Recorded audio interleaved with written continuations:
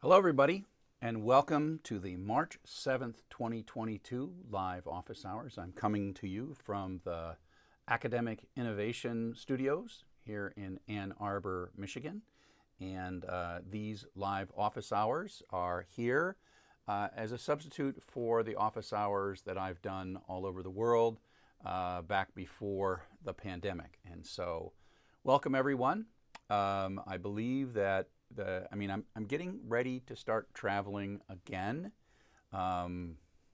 Thankfully, the pandemic is ebbing, even here in America and where I live. And so I'm not as concerned about getting on a plane as I once was. And if all goes well, I expect to be perhaps traveling to Europe next summer.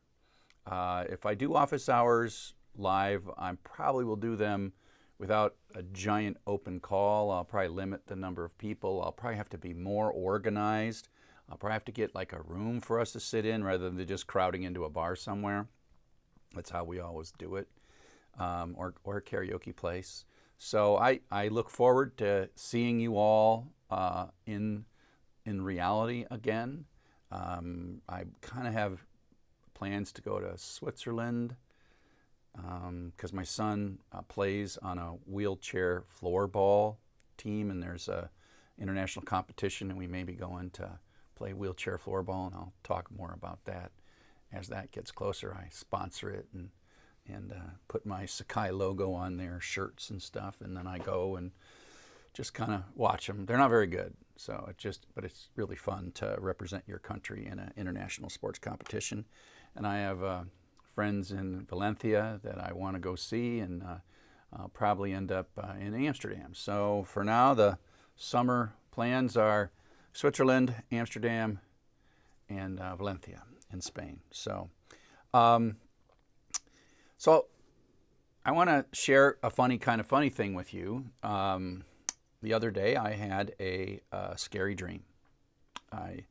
And so there's this common teaching-related nightmare, learning-related nightmare that everyone has, that you dream that you go to class and it's the day of the midterm and you didn't know.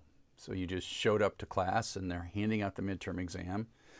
That actually has happened to me. I talked about in previous ones about my really rocky start in computer programming when I first went to college, and how confused I was on the midterm exam. But it's a common dream that people are like, and they walk in and there's a midterm exam on something that they're taking a class and they don't know the exam. But here's the dream I had, and it's the teacher version of that. I dreamed that I walked into a room and I was the teacher of a class that I knew absolutely nothing about. It was a PhD level class on economic theory.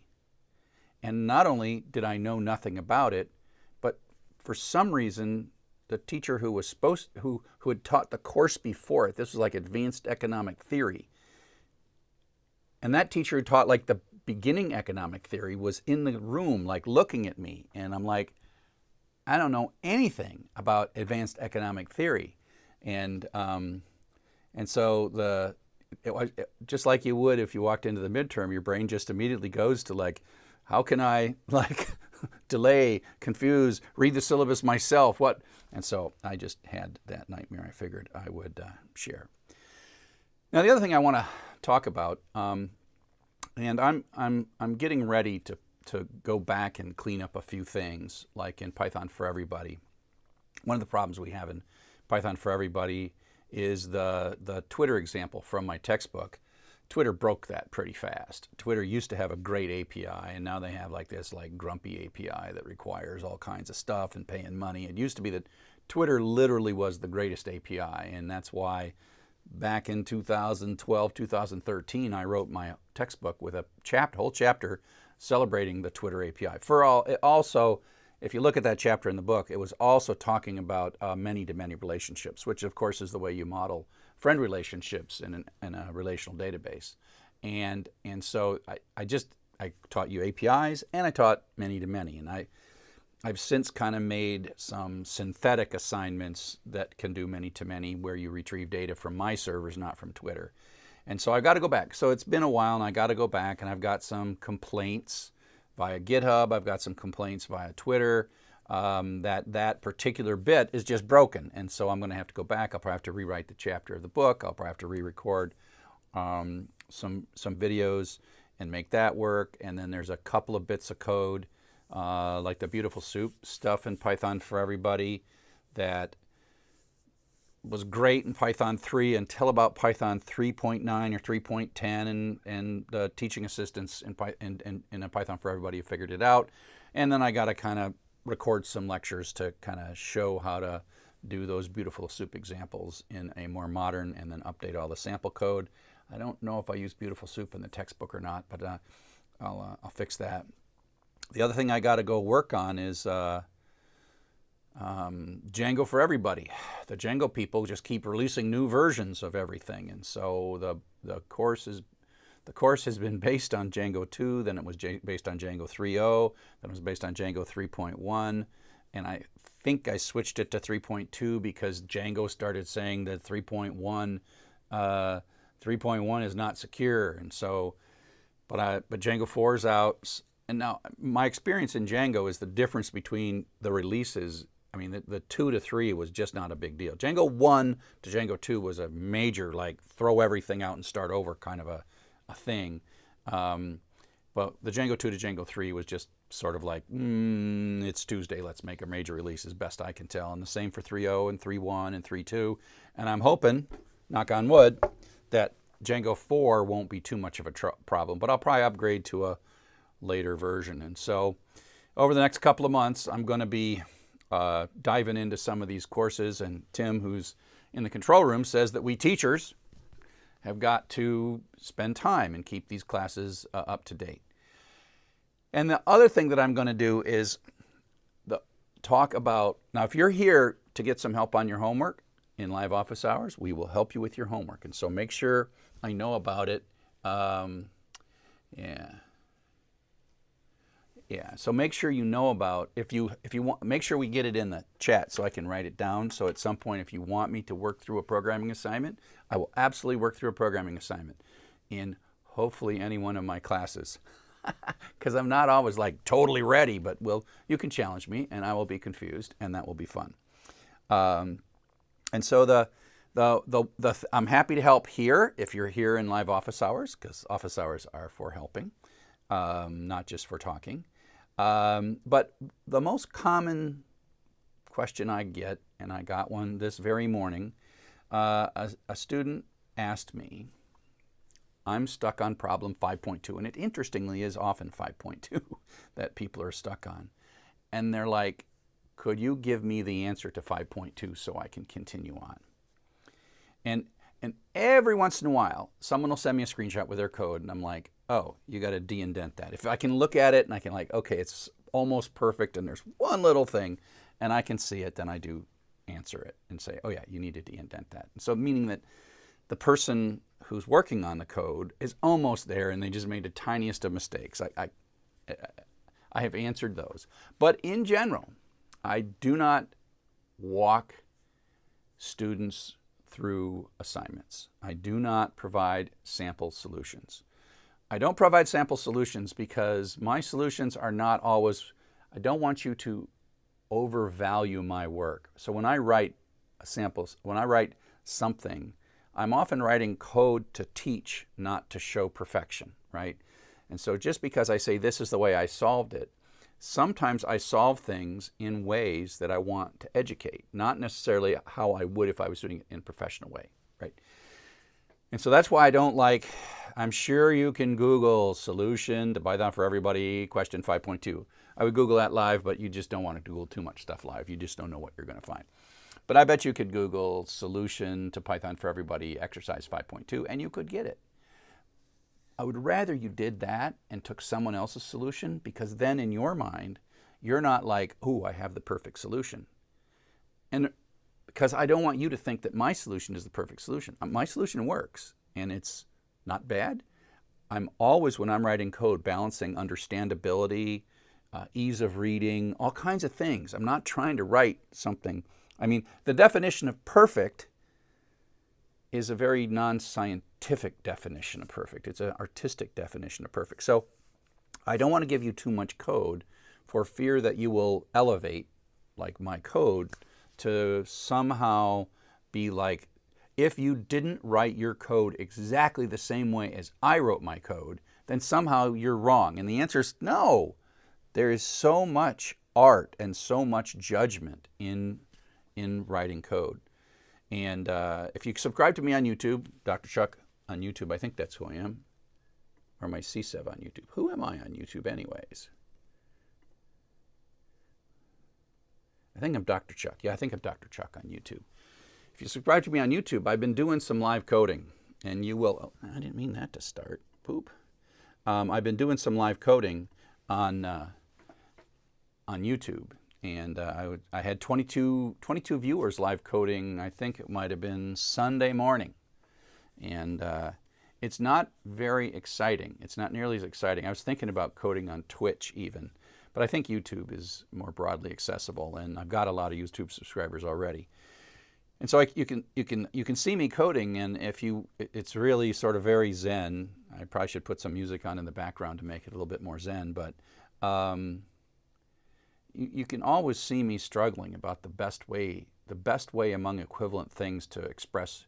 And the other thing I was thinking while I was coding is I was thinking about this concept of defensive programming, because when I'm writing code on this thing called Sakai, my open source learning management system, when I say defensive programming, I don't mean just writing the perfect code, because Sakai is almost 20 years old, and it has a whole bunch of like legacy code that it's dragging forward. We call that technical debt, and then we have a bunch where there is no technical debt. We have the more modern stuff and older stuff and really old stuff, and we're always kind of cleaning stuff up. It's just sort of like, you know, running an airline. You kind of got to clean some up, you got to fix stuff, you got to change planes, and so defensive programming for me is something that I think about how to keep code working for 20 years, and how can I write code in a way that keeps it alive for 20 years, which is like, you know, just for me then to say, this is the perfect answer.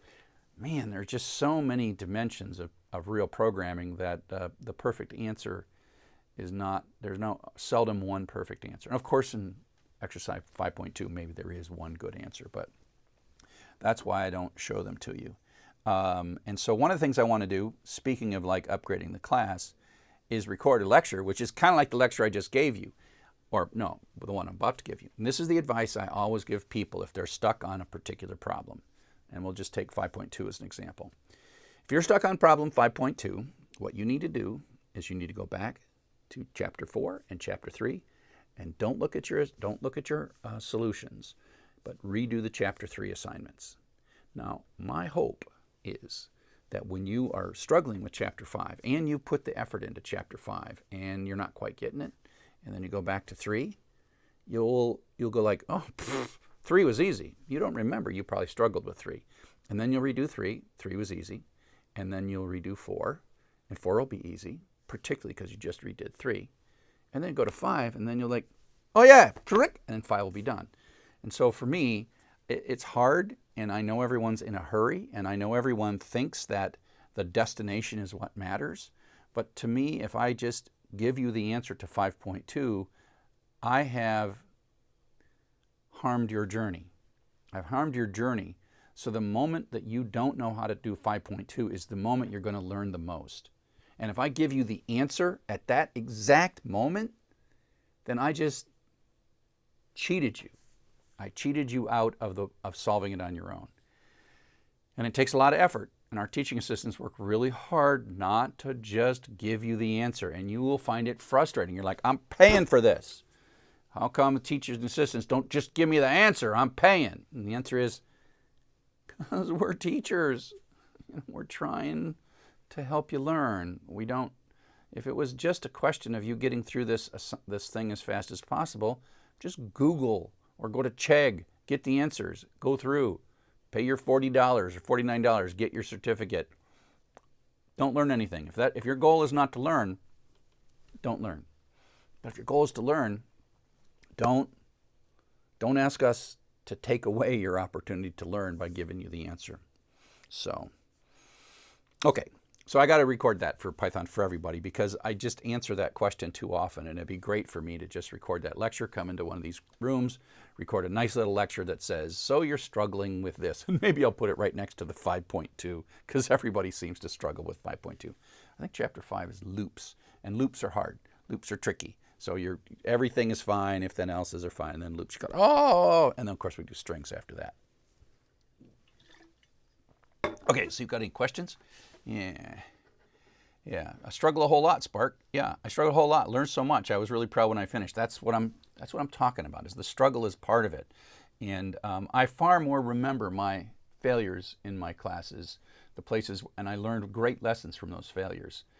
I'm not sure those were places where I learned how to program, but I learned such great lessons. And the biggest lesson I ever learned with all of my own failures in my own classes was I'm capable of doing it.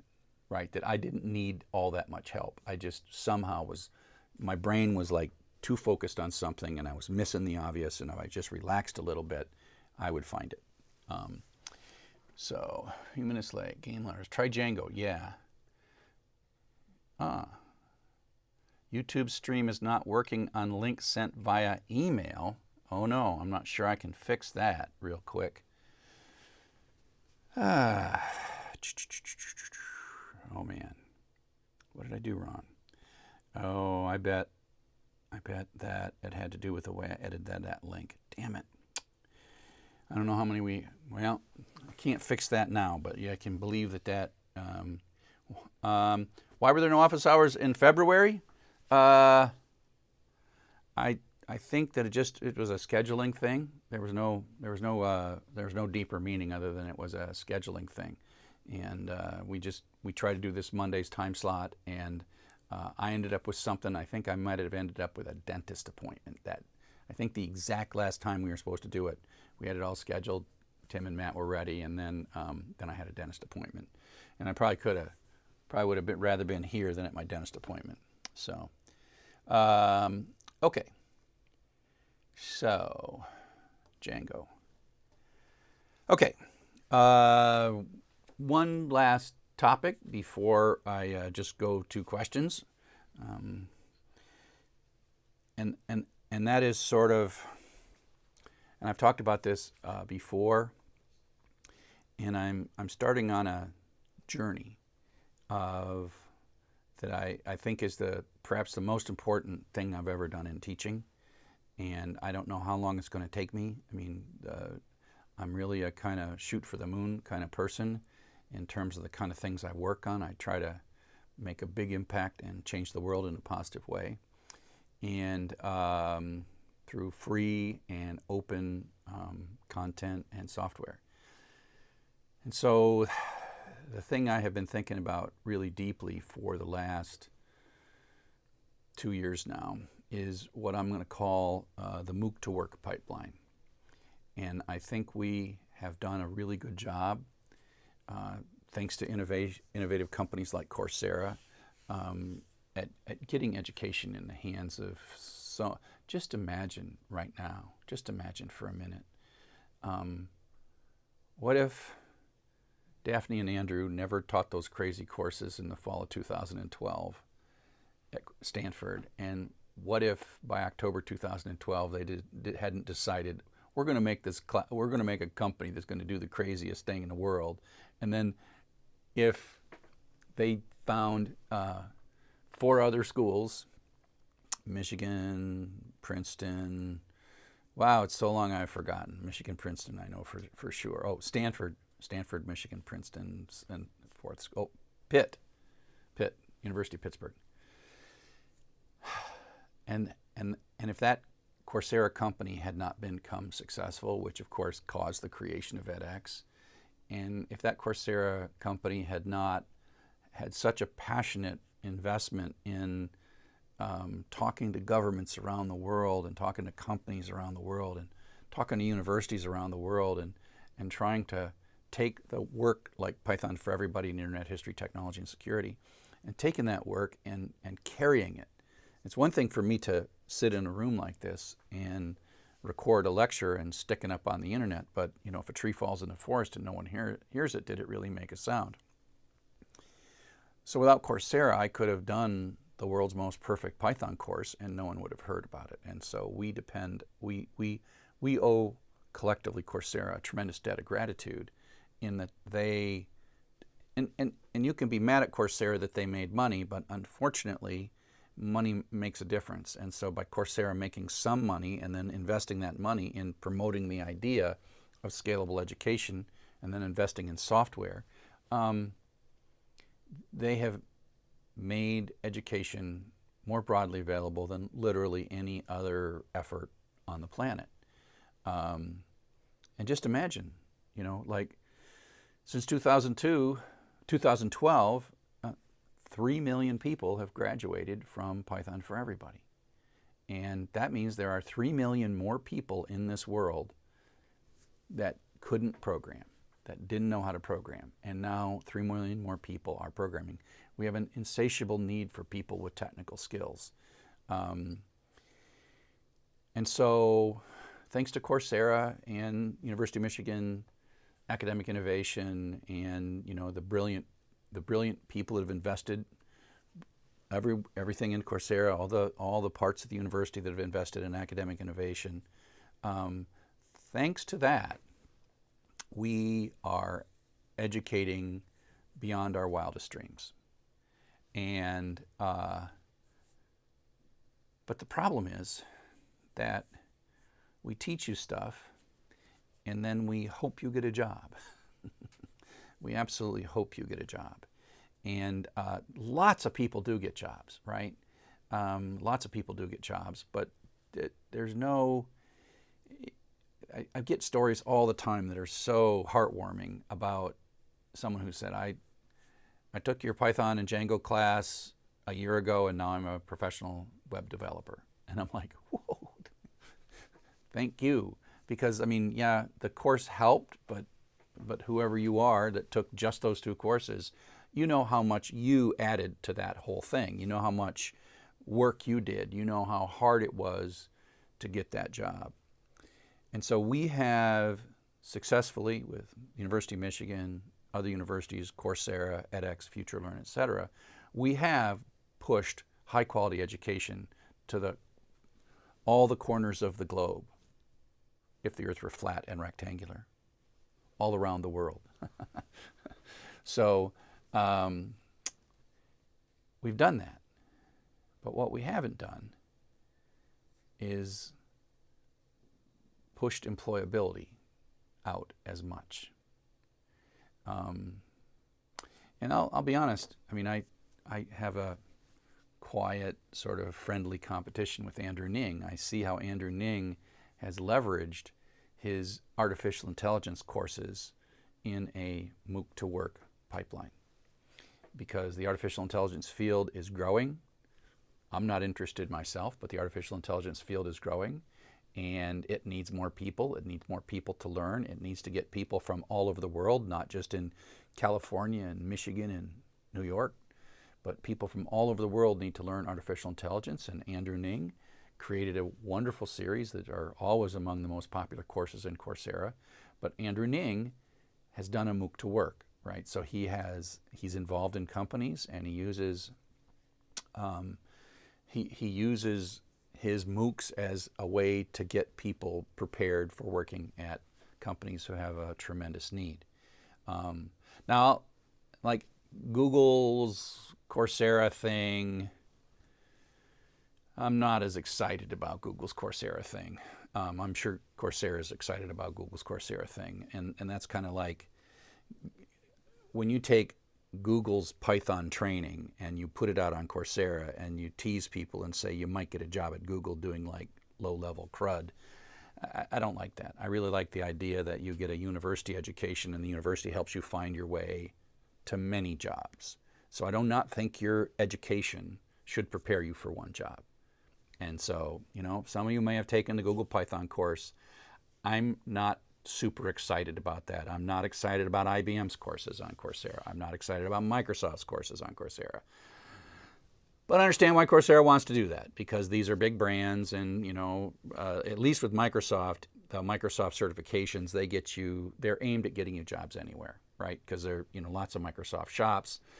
Whereas I think the Google courses are probably teaching you the Google way, and I'm sorry, the Google way is not enough. The Google way is 0.01% of the overall world technology market working at Google. Right? And so just teaching you the Google way, training you for a Google job, I think is a mistake.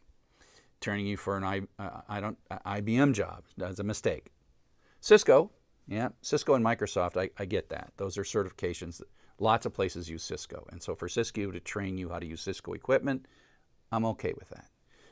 But for Google to train you Python the Google way, doesn't excite me. But the advantage of the Google thing is that Google at least teases you with the notion that maybe you'll get a job at Google if you do the Google thing. I'm like, I don't believe that. I don't believe that works at all. But at the same time, me as a university person, I need to not drop you the moment you finish my class. I need to not say, well, good, here's your certificate. Go find a job. I want to get in that. I want to help intermediate, not disintermediate. I want to intermediate. Become an intermediary between you and your ultimate employment. And so that's where I look at the classes that I teach. Python for everybody, Django for everybody, web applications for everybody, which is PHP, and Django for everybody. And I'm like, okay, if you take all those classes, in my opinion, are you ready to go be a professional programmer? And many of you have. Many of you are so ready to do this, then it's probably not just my classes that did it, but my classes were the last puzzle piece for you. And so you were kind of going in the right direction, and then a class became a puzzle piece, and then your picture was complete, and then you got your job. And that's great. That's where education alone can empower you to get you a job. But I meet so many other people, so many other students who just say, now what? And I'm like, oh crap. I don't have an answer for that. And that's what I want to dedicate the next 5 years of my teaching here with you in Coursera. I want to create something that is more like a degree than a course. I want to create a degree in programming. That's not computer science. And if you start asking me questions about how the difference is, feel free. I might get upset and grumpy about computer science, but I'll just stay away from that for now. I want to create a degree in what I'll call professional programming. And that is not someone who can do silly computer science games like do a balanced binary tree in an hour at a Google job interview. I want you to be the kind of programmer that everybody wants to hire. There is a certain kind of programmer, and in my life I've met these programmers, and these faces are coming. Chuck H., Adrian, Earl, Glenn, Jen, all these folks are just people that anybody would hire, just because it doesn't matter. It doesn't matter what programming language they know. It doesn't matter what education they have. You can just hire them. You drop them into your organization. They're going to just figure it out. You know, I knew a friend who was working on Java, and all of a sudden he went to a Rust shop. And he was like a wizard. He never used Rust in his life. But he was a wizard. And he's like, oh yeah, Rust, whatever, I'll figure it out. Give me a couple of weeks, and I'll ask a couple of questions. Okay, it's Rust. I don't care. It's Scala. I don't care. It's Node.js. Oh, I hate Node.js. Okay, so, but, yeah, you can even write Node.js, even though it's wretched. And these people, the key to these people is not what they know. It's not the list of programming languages that they know. It is the work they've done. And so at some point you can't just learn another programming language and be more suitable for work. You need to learn, let's just say 4 or 5 just because you need to get to the point where the language itself doesn't matter, and by the time you've learned the 5th programming language, you know what a variable is, okay? You know what global and local scope is. You know what this stuff is. And so you can't just learn one programming language, but you learn multiple programming languages. But at some point, too many more programming languages does not further qualify you for a job. And so if there's a new programming language like Rust and all of a sudden, or Swift or something, and you can't say to yourself, oh, I got to take a Swift class, because no one goes back for a computer science degree. They don't. Swift is invented after you graduate. Guess what? You can still, if you're good, you can still do Swift. And so the key thing is the thing that makes you a good employee is working, not learning. Learning is a prerequisite to working. But you're going to learn more in the first job that you do than you ever learned in your education. You can't do that job unless you have an education, but your first job has to be your education. And so for me, hang on a sec. I got this. For me, the question is how to get you that first job. And so you don't have any contacts. You don't have a place that you work already. You're 25 years old and you want a career in technology, and the only thing you have access to is Coursera. How do I get you to being a valuable employee? And I think that what I want to do is find a way to get you that first job. And the one thing that we do with our students that are on-campus students here at the University of Michigan, which is extremely valuable to them, I think. It's also scary and frustrating, and that is, and a lot of universities are doing the same thing, and that's the concept of let's please do an internship. So we at the University of Michigan, we have School of Information where I teach. We have a whole bunch of staff that try to get people internships, because there is probably no better predictor of job success than internship success.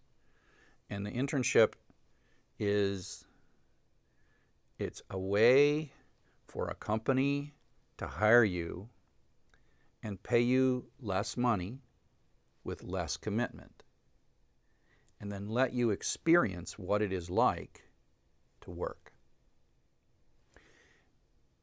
And then, if they like you, they can say, hey, don't go back to college. Please come to work for us right away. And then you'll be like, I got one more semester. I got to go back.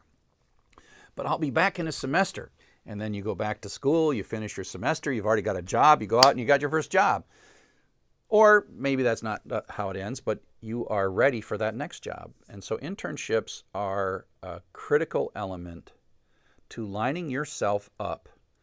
And you want to do those internships before you're completely done with your education, because you want to take some of your more advanced education and reflect on what you're doing in the real world. So toward the end of your education, you have to be embedded into a real experience. And then reflect on that real experience and then learn, knowing why you're learning, right? At some point, if you just learn and learn and learn and learn, you're like, why am I even doing this? Why am I even doing all this learning? And at some point, you reflect on that learning and you realize, oh, that's why I'm doing this. Oh, this teacher's actually trying to tell me something. Oh, I saw that in the real world. Maybe I'll listen, because it has gotten boring because I'm in my 8th or 9th or 10th programming class. So then what I want to do is I want to come up with a way to scale internship-like experiences and paid internship experiences in a way that makes it so that you don't have to be here in Ann Arbor. You don't have to be on our campus. You don't have to be an enrolled student. If you're one of my Coursera students, I want to come up with a way to get you into an internship. And even I'm going to work on finding money from funding sources, etc., because I don't like unpaid internships. It's okay to be paid a lot less, but it's really nice to be paid. in an internship.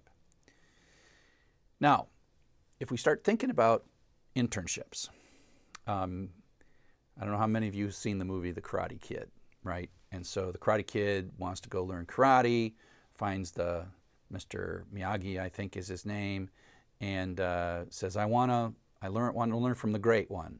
So the Karate Kid is like going to do an internship with Mr. Miyagi. And so what does Mr. Miyagi first tell the Karate Kid to do? Mr. Miyagi says, go wax my car. Wax that car until it's shine. Wax on, wax off. Wax on, wax off. Go wax. He says, but I want to learn karate in time. For now, go wax my car. So Karate Kid does wax on, wax off for a while. And then Karate Kid says, okay, I think I'm pretty good at waxing your car, Mr. Miyagi. Now what are we going to do? Mr. Miyagi goes, here's a broom. Sweep. What? Here's a broom. Sweep. So he sweeps. And of course, wax on, wax off is a karate move. Sweeping is a karate move too. And so the point is that often in the beginning of internships, you aren't necessarily setting the world on fire. You are putting in time. But you're putting in time, the key thing to the Mr. Miyagi story is it wasn't just putting wax on, wax off. It was putting wax on, wax off in the context of karate. And so in the beginning of internships, you're often doing things like making PowerPoint decks or running meetings or who knows what you're doing, right? And it seems like it's completely unrelated. And it is, because it's actually often easy work that the people at the company could do, but you could do it too. And so, but you're doing it in the context of this group. You're going to meetings, you're listening to what people talk about, you're absorbing, you're figuring it out, right? And so the idea of an internship is not so much that you have to write the greatest code the world's ever seen or debug and fix the hardest bug that's ever been seen. You need to do anything, whatever is there, in a context of a team creating rich and complex software. And then, over time, you will evolve. It's an apprenticeship model. When I started working in television, I had a friend. He said, if you want, I can get you a job at this TV station. Pay is really bad. You get 3 hours a day. You go to the TV station and you're in the news at 6 and the news at 11. You don't get paid in between. You just get paid for 2 hours at 6 and an hour and a half at 11. And your job is to take a stack of video cassettes. I'm old. And you have a little rundown sheet, and you got to make sure that the right video cassette is in the video player, and it's 3 seconds before the video starts. So you got to put the thing in, you got to back it up 3 seconds, and you hit the pause button, and then the director says, roll tape, ready, take tape, take tape. And then your little news segment plays, da-da-da-da-da, news segment's done, you hit the eject button, you put that on a different pile, and you look and grab the next one, you put it in, you cue it up, you go back 3 seconds and hit the pause button. And that was my job. 6 to 6:30 and 11 to 11:30. At the end of 11:30, Saturday Night Live came on. I was working in television when Saturday Night Live first came on. I saw the first episode of Saturday Night Live in an NBC affiliate station in, I want to say, 76 or something, but Saturday Night Live. We would sit and watch Saturday Night Live after the 11 o'clock news on this local television station that I worked on. And so you could look at that as just a job of putting tapes into a tape machine. But it wasn't. What it was I'm a smart guy. And I watched I had nothing else to do. I had 7 videotapes. That was my responsibility for the whole half hour. But I'm in the room. I'm in the control room. I'm listening to the director, I'm listening to the technical director, I'm listening to the audio people, I'm listening to the reel tape people, not just the video cassette. I was like the low person on totem pole with a video cassette. And I learned everything. I learned how communication happened on headsets. I learned how the director would watch all the shots and make decisions, how the director would communicate. I learned how the switcher worked. I watched every button push that happened in that control room. And eventually I became technical director, which is the person who does the switching. I became director for the weekend news. And I just was never trained a single thing. I was doing a menial, trivial, insignificant, easy to do job inside of a place where I could learn everything that you needed to know about television. So I want to do that for you in programming at scale. And so what I want to do is I want to use open source projects as the way to do this. And I want to make it so that your first wax on, wax off task in open source projects is quality assurance. Quality assurance is really, really important in projects. We never have enough people do quality assurance in any open source project. There is always places to do quality assurance and testing and writing unit tests and all kinds of other things. And the cool thing is it's not high stress. You're testing stuff, looking for bugs, filing bugs, tracking bugs, and answering questions. You're not writing the code that's going to cause the bugs. That's people like me that write the code that cause the bugs. So you don't have to worry too much in quality assurance that you're going to screw the product up, right? You start in something that has low stakes, but you're doing a low stakes activity. And if you're doing quality assurance, you're also learning the product. You're also beginning to understand the product. You're learning how the product fails, how the product goes well, so that when you finally switch from quality assurance to development, you actually are super ready for it because you've been watching the development. You find a bug, you file a bug, you track the bug, you look at the code that fixed the bug, you hear the people talking about the code that fixed the bug, and pretty soon you can fix your own bug. And so my whole goal is to get to the point where you are going to be a useful addition to a globally distributed software development project in open source. The cool thing about open source is we don't have to make you file non-disclosures or anything like that. Boom, we hire you to show the stuff. We show it to everybody. We don't hide it. Open source is an ideal place to join a team of people. And there are large open source projects that could use your help in documentation, in quality assurance, and all this stuff. And then what I want to do in the long run, first I got to build some more courses so that I build your skill so that you're worth taking into this thing. And then I want to work with do some fundraising so that I can actually support, with a small amount of money, support people doing internships in open source software. And that will benefit open source software in general, need that we have in open source for more quality assurance and more software development. And if I can get to the point where you can finish all the courses I ask you to finish, and then you go into the internship program and you start working in open source software and being paid to work in open source software, and then you leave me, you go get a job in the real world for Accenture or Google or who knows what. That's what internship is, right? Internship is not like we keep you forever. Internship is we're empowering you to go do something amazing, right? And we have to just be proud of you, and we have to let you go. And then as you leave, someone else comes in, right? And we have a pipeline. A pipeline, the MOOC to Work pipeline is what I want to build. And the first thing I got to do is I got to finish the courses. I got to finish the courses because I don't think that just the 4 specializations that you take from me are enough to prepare you to be a professional. If you're going to go work at a WordPress place, yes, take web applications for everybody and it'll hold you in good stead. If you're going to work at a Django place, take Pi Free and DJ Free and they'll hold you in good stead. But if you're going to go be a professional, top-level programmer that's highly desirable to any organization, I got to teach you some more stuff. And if you want to watch, it's progress is going to be slow. I mean, I wish I had this done already. But if you go to online.drchuck.com, so here's online.drchuck.com.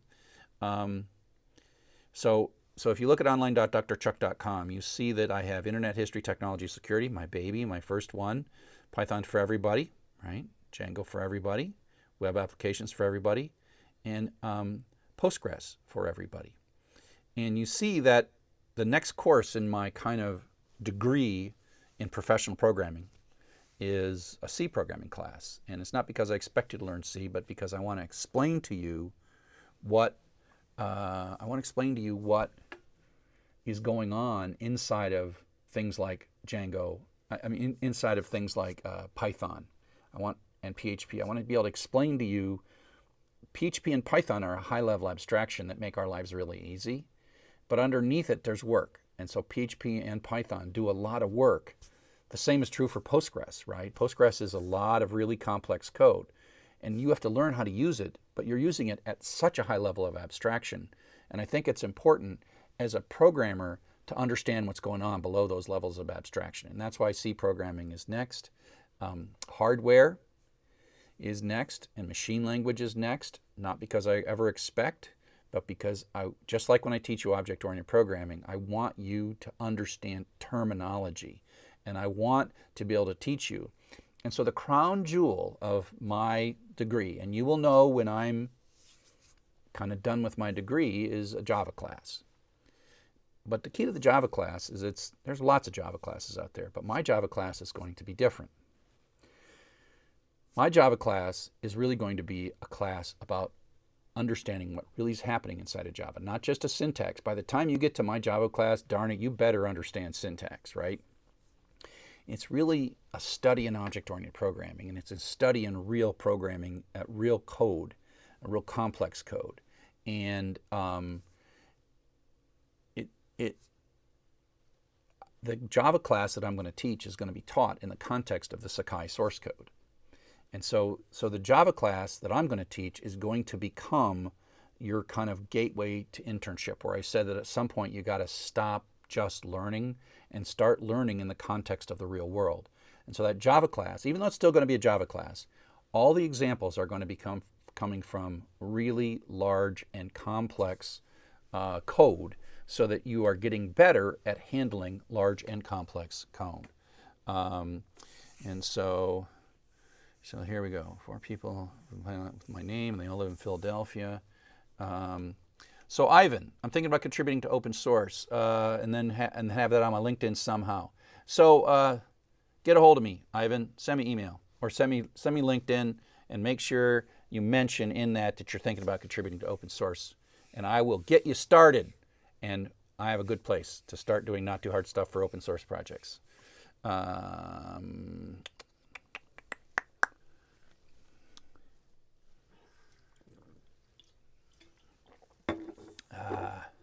Yeah, so that's another thing. I don't even know what camera look like. But that's another really important thing. And who was it talking about? LinkedIn. Oh, Michael was talking about LinkedIn. Yeah, don't have LinkedIn, but you should. Okay, so here's the thing. The other thing that happens when you move into one of these sort of wax on, wax off jobs is now you can make friends on LinkedIn. And those people who you do the wax on, wax off for, Mr. Miyagi as it were, they can give you references in LinkedIn. That's another thing that's really, really frustrating to me, is I get asked to do references for students. I took your class, give me a reference. And I'm like, no, I'm not going to do that. It breaks my heart because I know how hard references are to get. But here's the problem with giving references. If you work with me, I will give you a glowing reference. I'll be like, Sarah was amazing. I'm a terrible supervisor, but Sarah did a great job. She's really good with ambiguity, and I am the very definition of ambiguity, and Sarah still figured it out, and she did a good job. One of my greatest interns was Katie, I think was her name, and she was from McGill for 2008. So I think her name's Katie if she was from McGill, and the thing she did better than anything else was I was totally incoherent and could barely express what I wanted, and she still made all the code work. So I give her the best review ever. And that when I put in your review that you can handle ambiguity, that is very high praise. But if you ask me to review you just because you took a class, I'm like, well, this person took a class, got a good grade, and they didn't steal my laptop or my coffee. That's all I can say. I can't say like, oh, and this person handles ambiguity well. I don't want to say something that is so banal that it's not a compliment at all. I don't want to say I had this person in class and they didn't steal anything as best I know. That's all I can say. I can't, unless we work together. And if I work together, then I'm like, this person's awesome. And that's how you get that next job. So, okay. So I got to get a hardware class. And next, I saw a really cool thing my wife made me go to a antique shop. And she kind of tricked me into it because we were going to breakfast. She goes like, well, let's go to the antique shop. Antique mall. They call them antique malls. They're just big pole barns with junk in them. And I found this thing that I'm going to go buy. And I'm going to bring it to the next one. It's a thing that Intel made that actually has wafers and chips in it. And it was for K-12 teachers. And I found one. And it's like an antique. And I didn't buy it right away. I will kick myself if I can't find that. And I'll bring it and I'll show it to you. I'll show it to you next time. Hardware is really cool. So let's see. Okay, so you can watch online.drchuck.com. Let's go take a look here. Yeah, the discussion, the broken emailed link. The discussion asked about CC4E. CC4E is my new, my latest class, but I worked on this a lot in the fall. CC4E. I am working on C programming, but from a historical perspective. And if you take a look at the screen, you got to unlock it. And the number of course is 42. It's the number of my race car, so it's not hard to guess when I'm talking at 42. So the one thing that I've only got one lesson here, right? I got one lesson, and but I do have a book. The book is pretty much complete, and that is I have digitized the original C programming language book, and I was trying to do it over the summer, and I just ran out of time.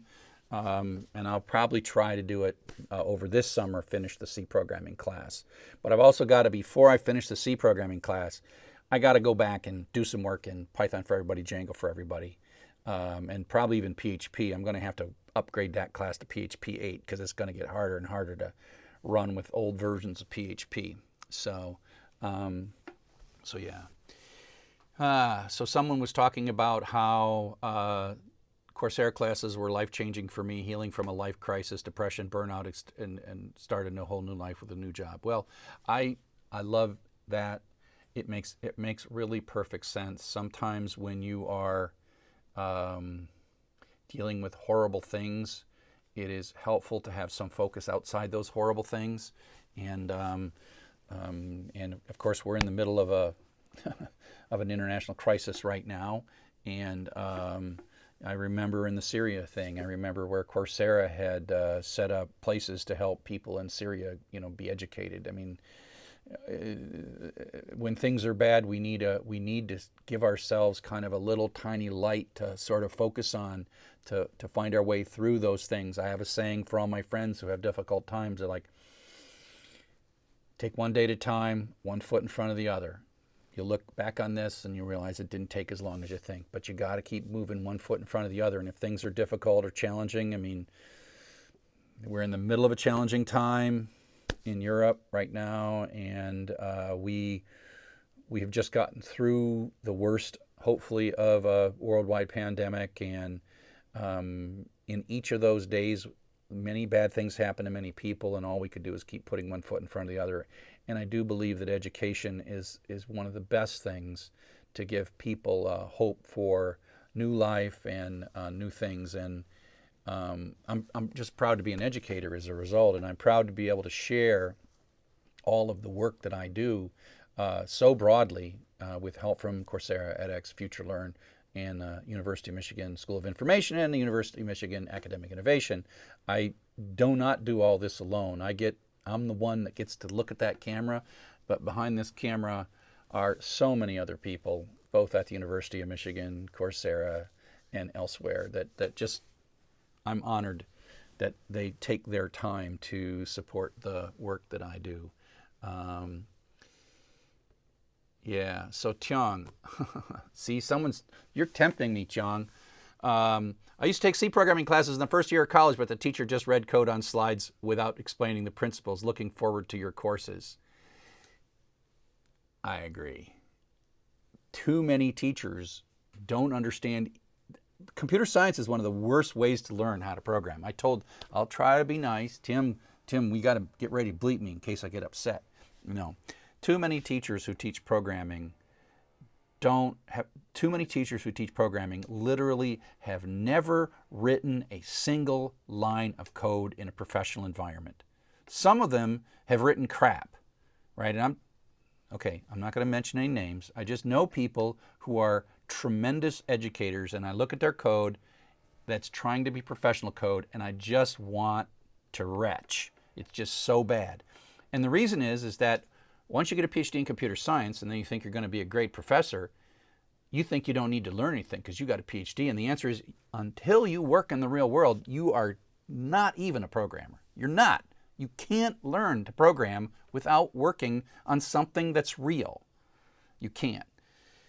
And so your people in these things, they just kind of get a textbook, get the slides from the textbook and say, here's an if statement. Like, I can't wait until I'm teaching you how C structs work. Because structs in C are like objects, like Python objects, PHP objects. Structs are like objects, but they're not like objects. And the key to structs is not like, here's another syntax to say it's an integer and a string. No, it's not like that.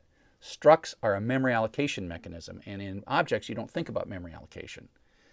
So when you teach structs in C, what you're learning is what's really going on inside of objects. Because for me, I think the key to being a good professional programmer is understanding object orientation.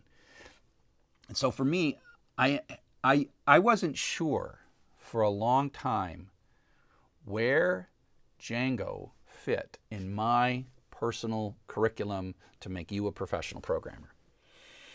I know where PHP fits, because there's still a ton of people doing WordPress and PHP and static website, slightly dynamic websites. PHP has a place in the market. But Django, hopefully no one from Django is here, I can't figure out a single useful thing that I would use Django for. I went through a Django phase when I first started developing Django for everybody, which is, golly, 5 years ago now. And I thought Django was going to be the answer. And I thought that the way that I was going to build really great open source software was to write it in Django and then teach you all how to do Django. And then I would create a giant open source community to build educational software in Django. And if you go back, you see all these little fragments in my blogging and my tweeting about this is great and I got this thing working, and I got a lot of stuff working. And then I had an intern over a summer. Her name was Stephanie. She was also a GSI, a grad student instructor, and we tried to do something significant in Django. And Stephanie was really sharp, and she had just taught Django with me, and she knew a lot about Django, and we were going to build a threaded discussion in Django. And she wrote a lot of code. She was much better at design than I was, and it looked really good.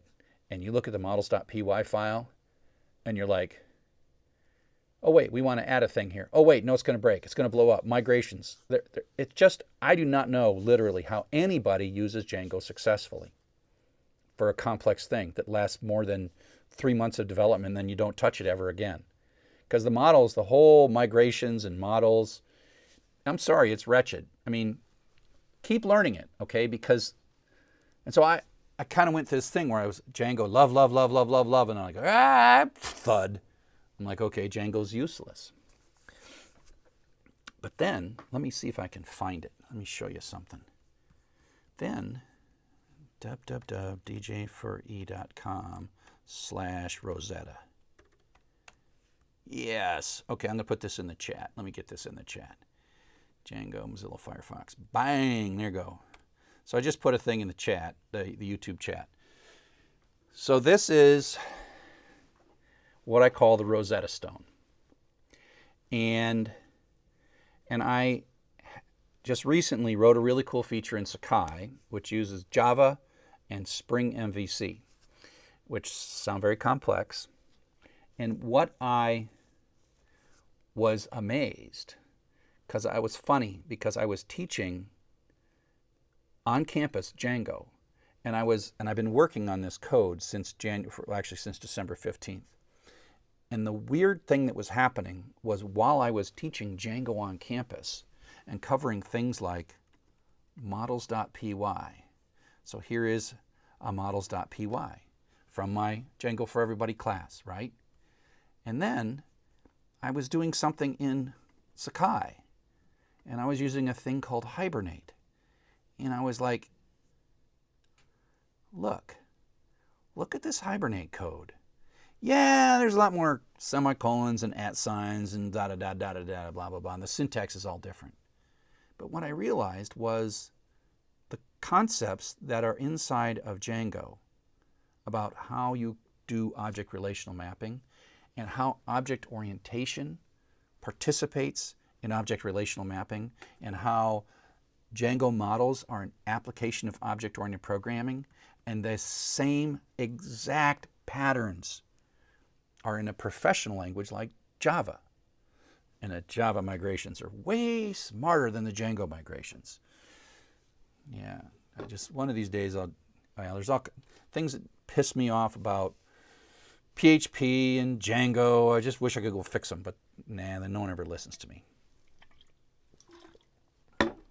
I would say migrations are literally the worst part of Django. They are. Which is funny, because the migrations that Java uses through Hibernate are amazing. And it's the same dang thing, right? The migrations are just so dumb in Django. They stole the idea from Ruby on Rails, which is also dumb. Bad. So they just imitated Ruby on Rails. And I don't know how people can write Ruby on Rails and make those migrations work. They're just terrible. I wrote my own migration mechanism in PHP just because, but it works pretty well in Java. So the point is this Rosetta Stone, I realized as I was writing this Java code while teaching Django, I realized that the connections, how templating works, like here's the index.html from Django. Yeah, it's kind of got some HTML. It's got a funky little syntax, and then you look at the exact same thing. Wait a sec, what am I doing here? Oh, that one's Sakai. It uses, so here is Django. Look at that. Sorry, I was so confused. I was confusing Timeleaf and the Django DJT, Django templating language. And I'm like, wow, look, both of them use a kind of a weird variant of HTML. Django uses a weird variant of HTML with a double curly brace thing. Timeleaf uses HTML with this little all these little th attributes. So the whole thing looks a lot more like, the way Timeleaf does it is kind of better than the way Django does it, because what I'm showing you on the screen with Timeleaf is already sort of perfect. It's already perfect HTML, meaning that if you're in an HTML editor, all the tags, can do validation and other things to make sure your tags are right in Timeleaf. But if you try to do validation on the source code of a Django template, it gets all messy. That's not the point. That's not the point. I could go on for hours about this. Like, amazing. It was kind of like, I called it the Rosetta Stone, because Rosetta, of course, is like what? Hieroglyphics in French, if I'm not mistaken. And I'm like, I'm doing this. I mean, literally, it's almost line for line sometimes between what I was doing in Django and what I consider like not too useful in a professional setting, and Java, which is extremely useful in a professional setting. And I was realizing the concepts from Django were perfectly mapping to the concepts in Java. And I was picking up some new stuff in Java, and because I was teaching Django, I was picking the stuff up in Java really fast. I'm like, oh yeah. And it turns out that Django is way easier to teach than Java, because just getting a whole Java application up requires a giant computer and all this stuff, and it takes 8 minutes to compile and all this stuff, whereas Django is like, save, save, especially if you're on Python Anywhere. And so I can teach you object-oriented concepts. That doesn't mean that Django is going to be the ultimate thing that you're going to professionally work on, but it is going to enable you. And so think of Django for Everybody. Think of Django for Everybody as this is an object-oriented class. This is about object orientation, about the practical applications of object orientation. And back to whoever was talking about your professor who just flipped slides. You can't just flip slides in object orientation. You have to solve hard problems that are the real problems that the world really needs solved. And object orientation is your tool to solve them. And then all of a sudden object orientation is just like an amazing, beautiful palette like with many colors and paintbrushes. And you realize that object orientation is like an amazing, empowering technology that allows us to build stuff. But then back to C programming for everybody, that's a C struct is not that. C struct is not object oriented, but a C struct is a necessary underpinning of what object oriented is. And so you gotta teach Java as a tool for building complex applications, not just as another programming language, but a tool to build complex applications. And your sample code that you look at has got to be from complex applications. Because if you just teach it the way I taught Python for everybody, like here's a syntax, here's a variable. No, by then you're supposed to know that stuff. So, okay. Hodge. Oh, Hodge, you've been in a couple of my things. I'm finding that with Flask and Dash also. What are you talking about in Flash? Okay. So, John, programming changed my life. I took your Pi for E last August and taken 40 courses since. You were a huge part in making believe I could succeed. You are absolutely right. If you ask what is the purpose of Python for everybody, it's not to teach you how to program.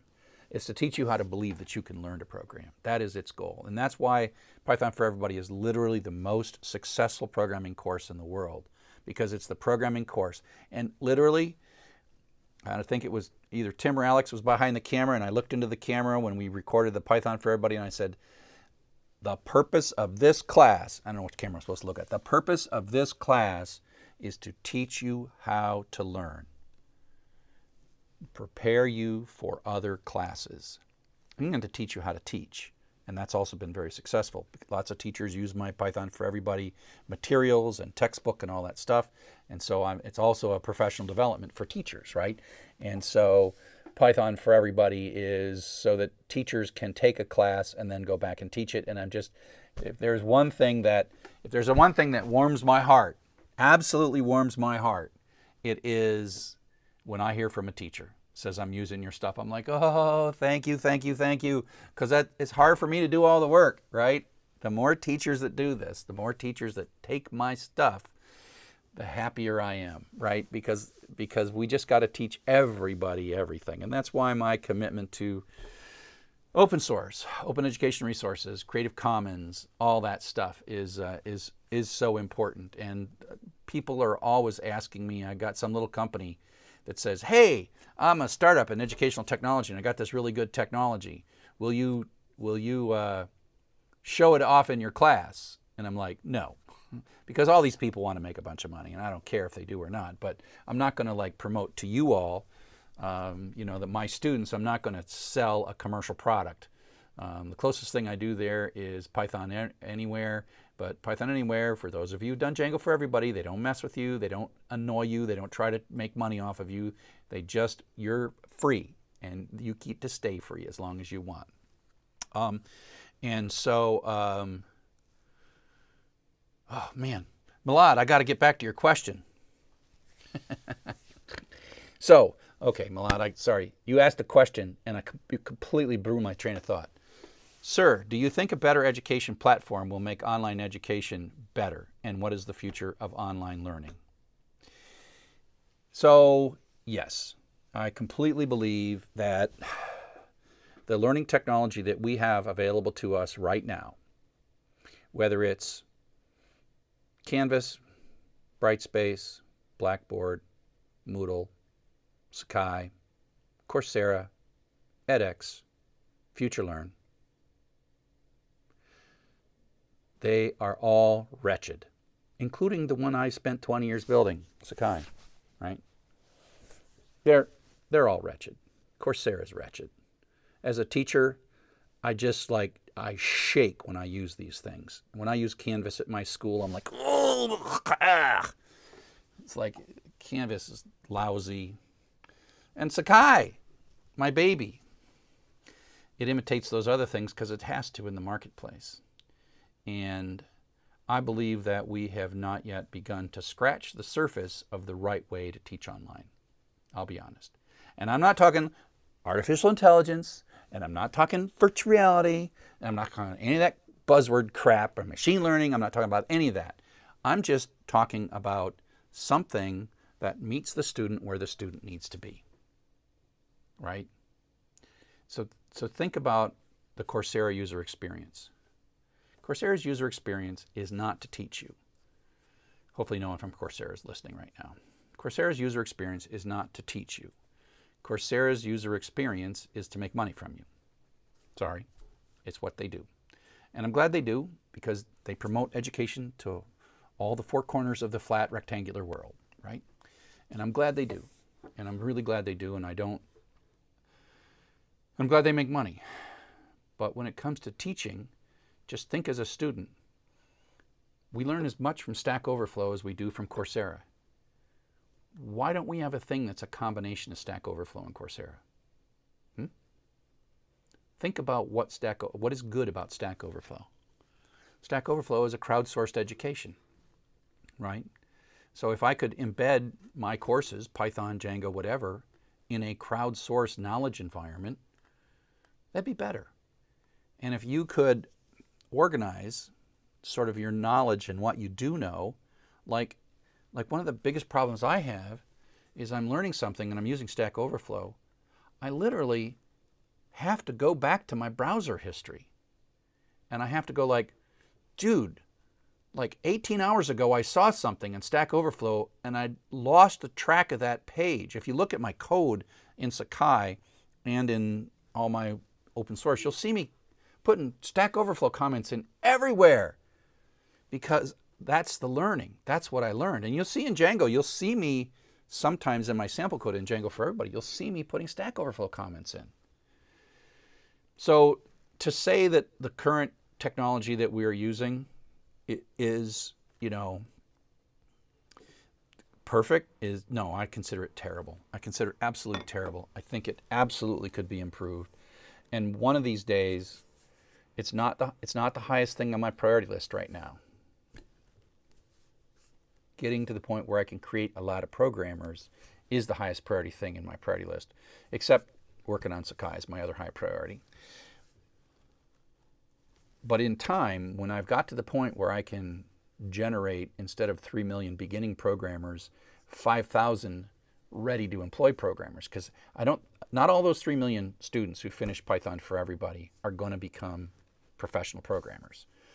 But for those who want to continue, and I understand that the funnel's going to go down from, if you look at the funnel, it just goes down, down, down, down, down. So you got 3 million to maybe 500 a year to 1,000 a year, but those people will be worth $150,000 a piece when they walk out of my multi-year degree program, and etc. And then what I've done is when I can create low-cost, highly qualified, entry-level programmers, then I have an army of software developers at that point that I can build anything that I want, and I can build it awesome, and that's when I will turn my attention to building the world's greatest online teaching system. But that's years in advance. We're good enough now. It just isn't perfect. What about C#? Is it becoming more popular than Java? I don't know. The C# versus Java is really not a competition in any way between the language C# and the language Java. C# and Java are both professional grade programming languages that once you've chosen kind of your framework and environment, then what language you use is chosen for you. If you're a Microsoft shop and you want to do grown-up stuff, you use C#. You just do. And literally, if someone wanted to do a C# class on top of my little stack of all the prep work, the C class, all this other stuff, you could literally put a C# class as long as you had an open source C# project to work with.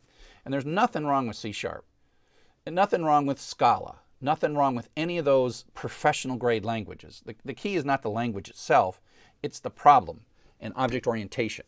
And so C# is a fine, fine environment. And I went through a phase in my life where I was kind of a Microsoft person, and I've mostly been open source my whole life, but I kind of went through a Microsoft phase.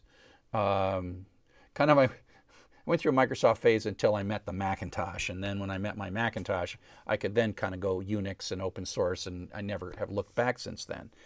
But I have nothing against C#, and I have nothing against Microsoft. The problem with Microsoft is they tell you what to do, and you got to do it. But when you follow their way and you pay the price, then Microsoft is Windows, and Windows development is amazingly consistent and amazingly well documented.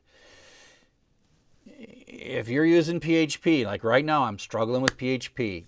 There was PHP 5, then there's PHP 7, and then there's PHP 8.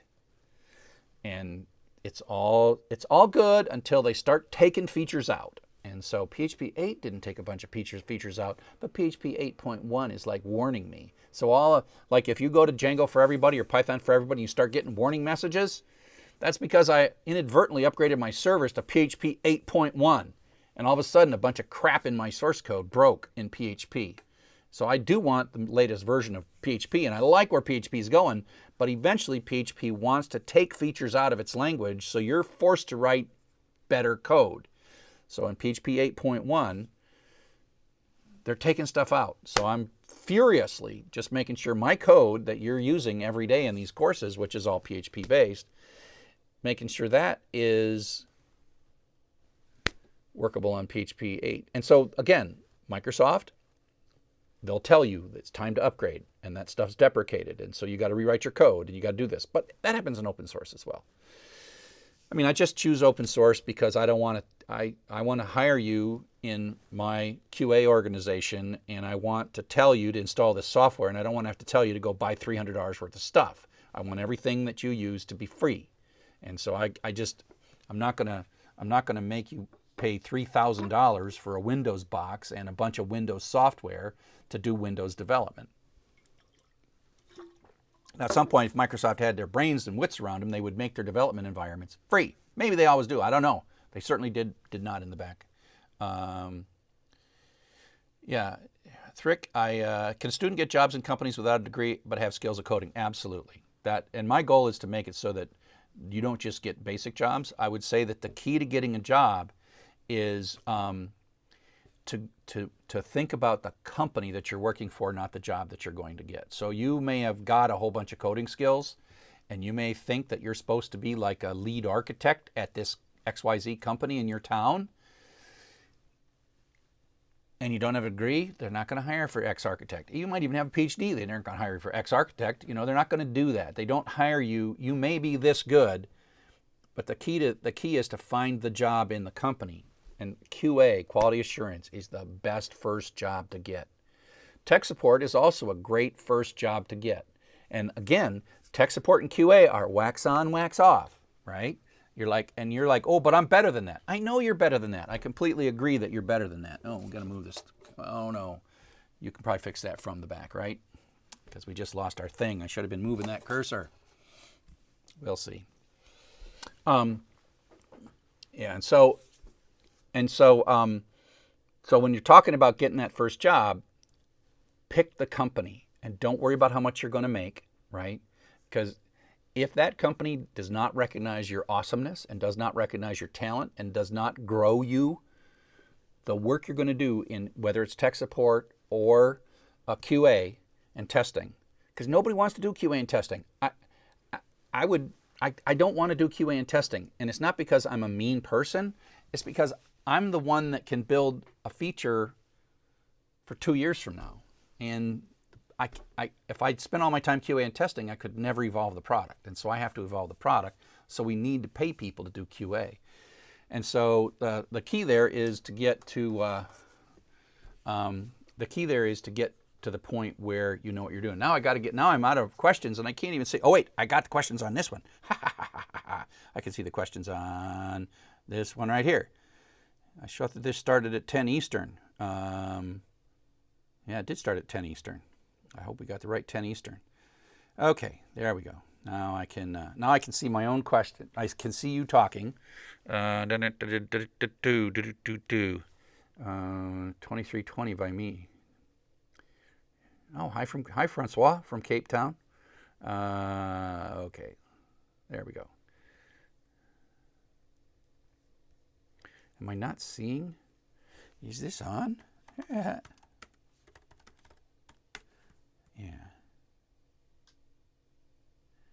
Oh, first video in the list. Great.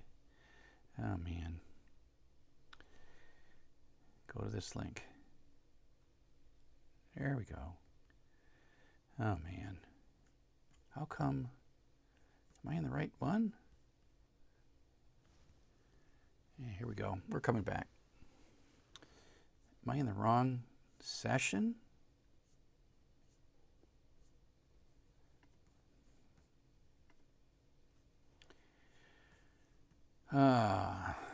Dr. Chuck answers your questions live. Live now. Pause that. I do not want audio from myself. That is a little crazy. We back? Okay. There we go. Okay. We are back. We're back. We're back. Okay. I don't need to see a picture of myself. There we go. Okay. What is my favorite color?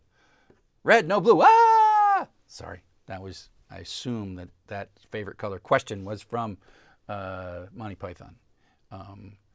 Okay. So, check. There were two separate links. The mail link wasn't working. Here. What's the quickest way to learn money? Just a quick answer. I have no idea. No idea.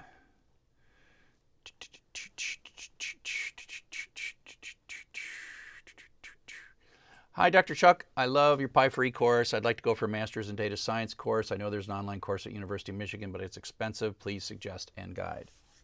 Yeah.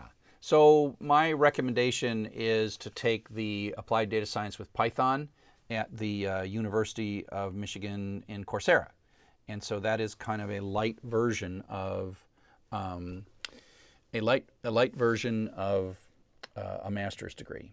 And so, and the Masters of Applied Data Science at the University of Michigan, it's a very successful course. We have, I think, maybe 300 students in it, and it's only like 4 years old. It's really amazing to me how well it's gone.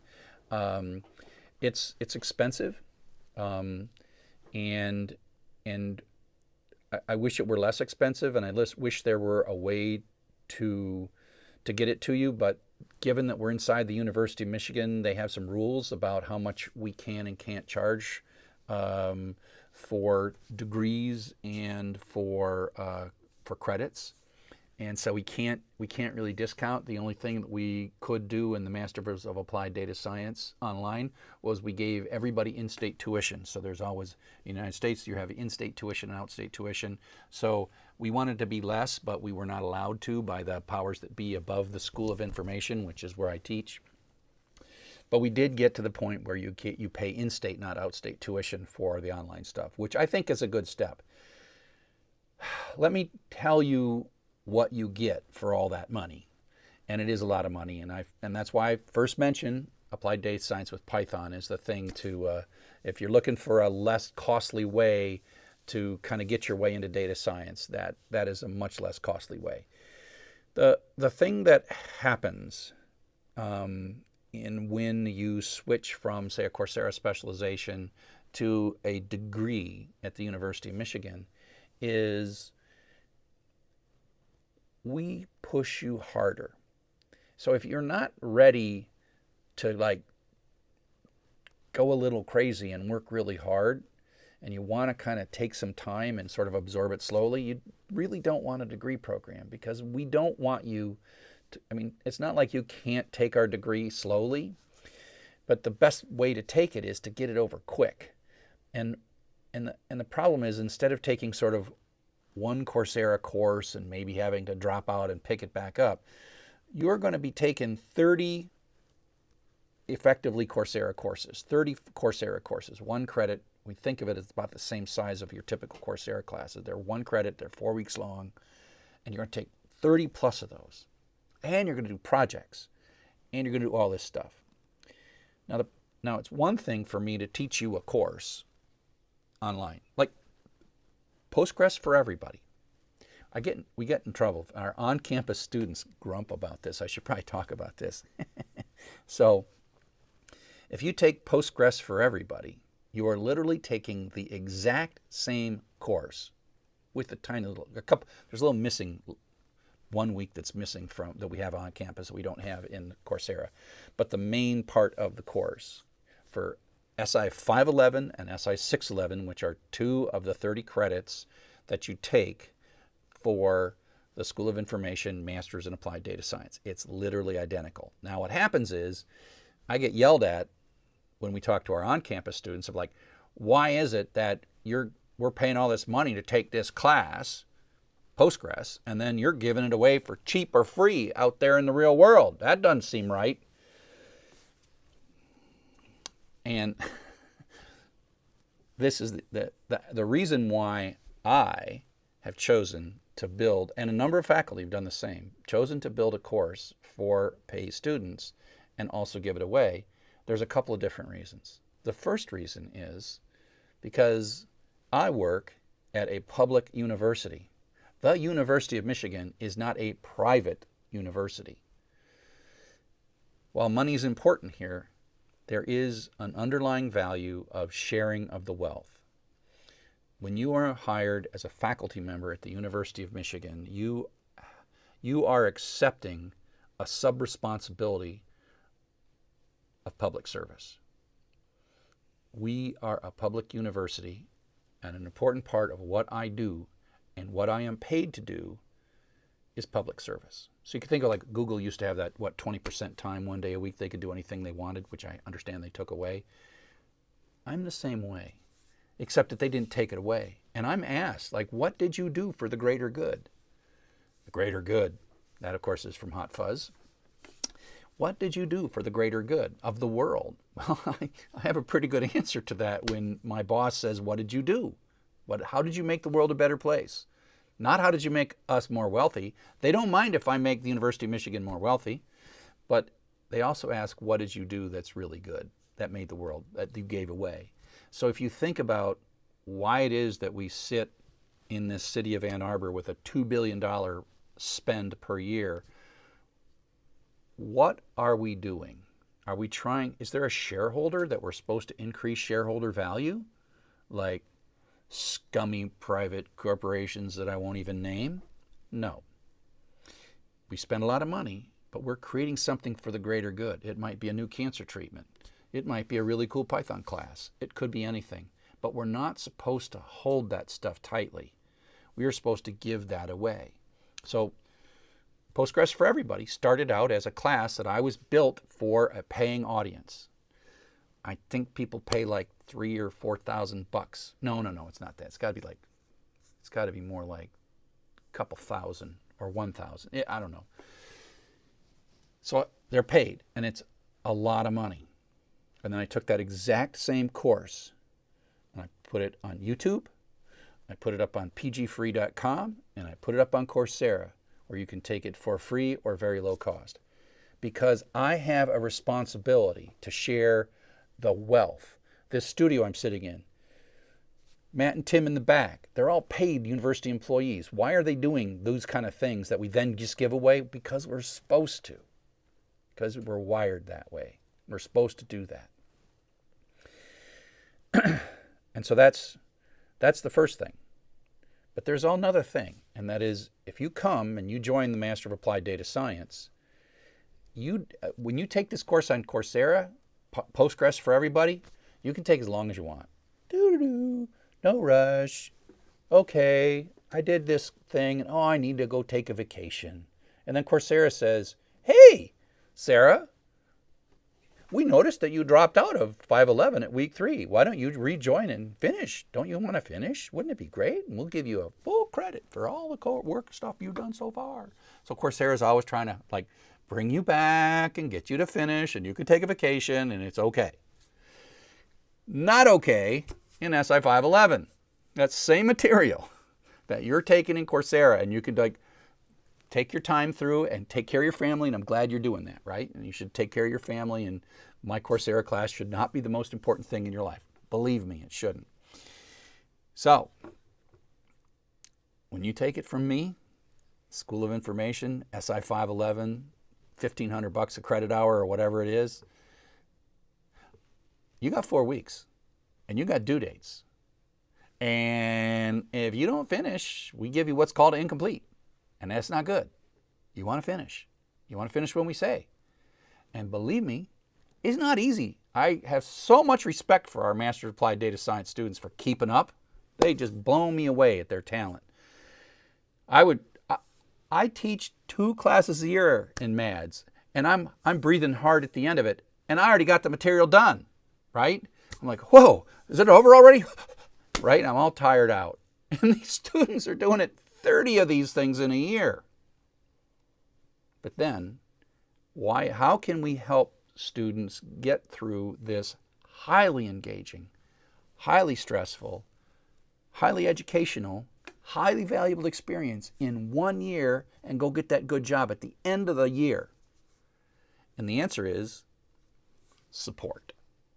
So the one thing you don't get a lot of in Coursera is support. We have teaching assistants, but they're supporting a lot of students. Where if you're in my Postgres for Everybody, and Sean is our Postgres for Everybody teaching assistant. Hi, Sean, if you're listening. Sean's helpful, and he knows his stuff, and you'll get an answer once, But when you are in our class, you got Slack, and you got your teaching assistant on Slack, and you got your professor on Slack. So if you're stuck because something's due on Monday and it's Sunday and you need some help, we don't want you to drop out. Unlike Coursera, who will let you drop out and let you come back, when you're taking our program, we're not going to let you drop. We'll let you drop out. And, something happens, and we take care of that. But for the normal situation, we don't let you go take the class 4, 5, 6 times. We don't do that because it's not helping you. Because my class, SI 511 and SI 611 in our master's program, is an early class. And you just got to get through it, and then you can get on the cool stuff, which is the project-based classes, and then you have like oral presentations and stuff. We just can't do that at the cost structure of Coursera to have an oral presentation for every single student with a faculty member, right? And so that's why, and we wanted it to be less, and the only thing we could get away with in the university policy was we'll give you on-campus credit. You can not live in the state of Michigan. You can get a University of Michigan degree and be anywhere in the world, not requiring state of Michigan residency at in-state tuition, which is a significant benefit. Pushar, financial aid feature is a great initiative, and thank you guys at Coursera for making it easier. Financial aid, I have a long history with financial aid at Coursera. And back in the day, Coursera used to not charge. And I would argue with Daphne, the founder of Coursera, like, we can't charge. It's really wrong. Public school, public institution. My goal is not to make money. Her goal was to make money. And what Stephanie would tell me over and over and over again, and sometimes loudly, we would be at some reception at a Coursera thing, and you'd see, it's not Stephanie, Daphne. You'd see Daphne and I in a corner kind of like just in each other's faces before COVID, kind of like blah, blah, blah, blah, blah, blah, blah, blah, blah, blah, blah, blah, blah, blah. No, yes, no, yes. And eventually, her argument was always the same, and she was not really wrong, but I wasn't really wrong either.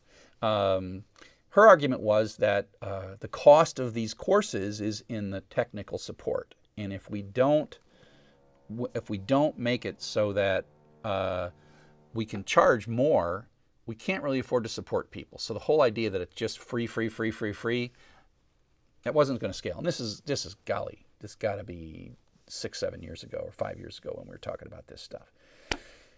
And so eventually, Coursera had to start charging. They had to do things like put the assessments behind a paywall.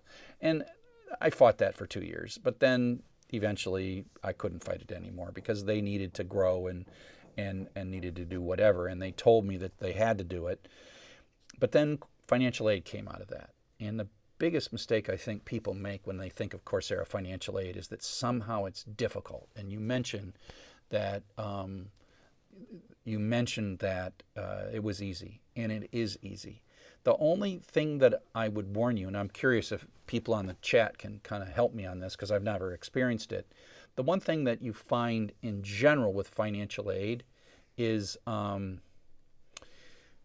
it happens in the United States when you get federal funds. Like most anybody can get federal funds to go to college, but if then you take those federal funds and you keep dropping out, then after a while you're kind of cut off from those funds. You can't just you can't take financial aid and then not be serious. And so I believe that the way it works is financial aid is easy to get the first time, but you don't want to have to get it for the same course over and over and over again because they want you to take the financial aid seriously. And so I don't recommend that I do recommend that if you get financial aid from Coursera, that you focus on finishing. Because I have talked about one of the benefits of Coursera is you can sort of drop out and rejoin and drop out and rejoin. I think it's a brilliant design.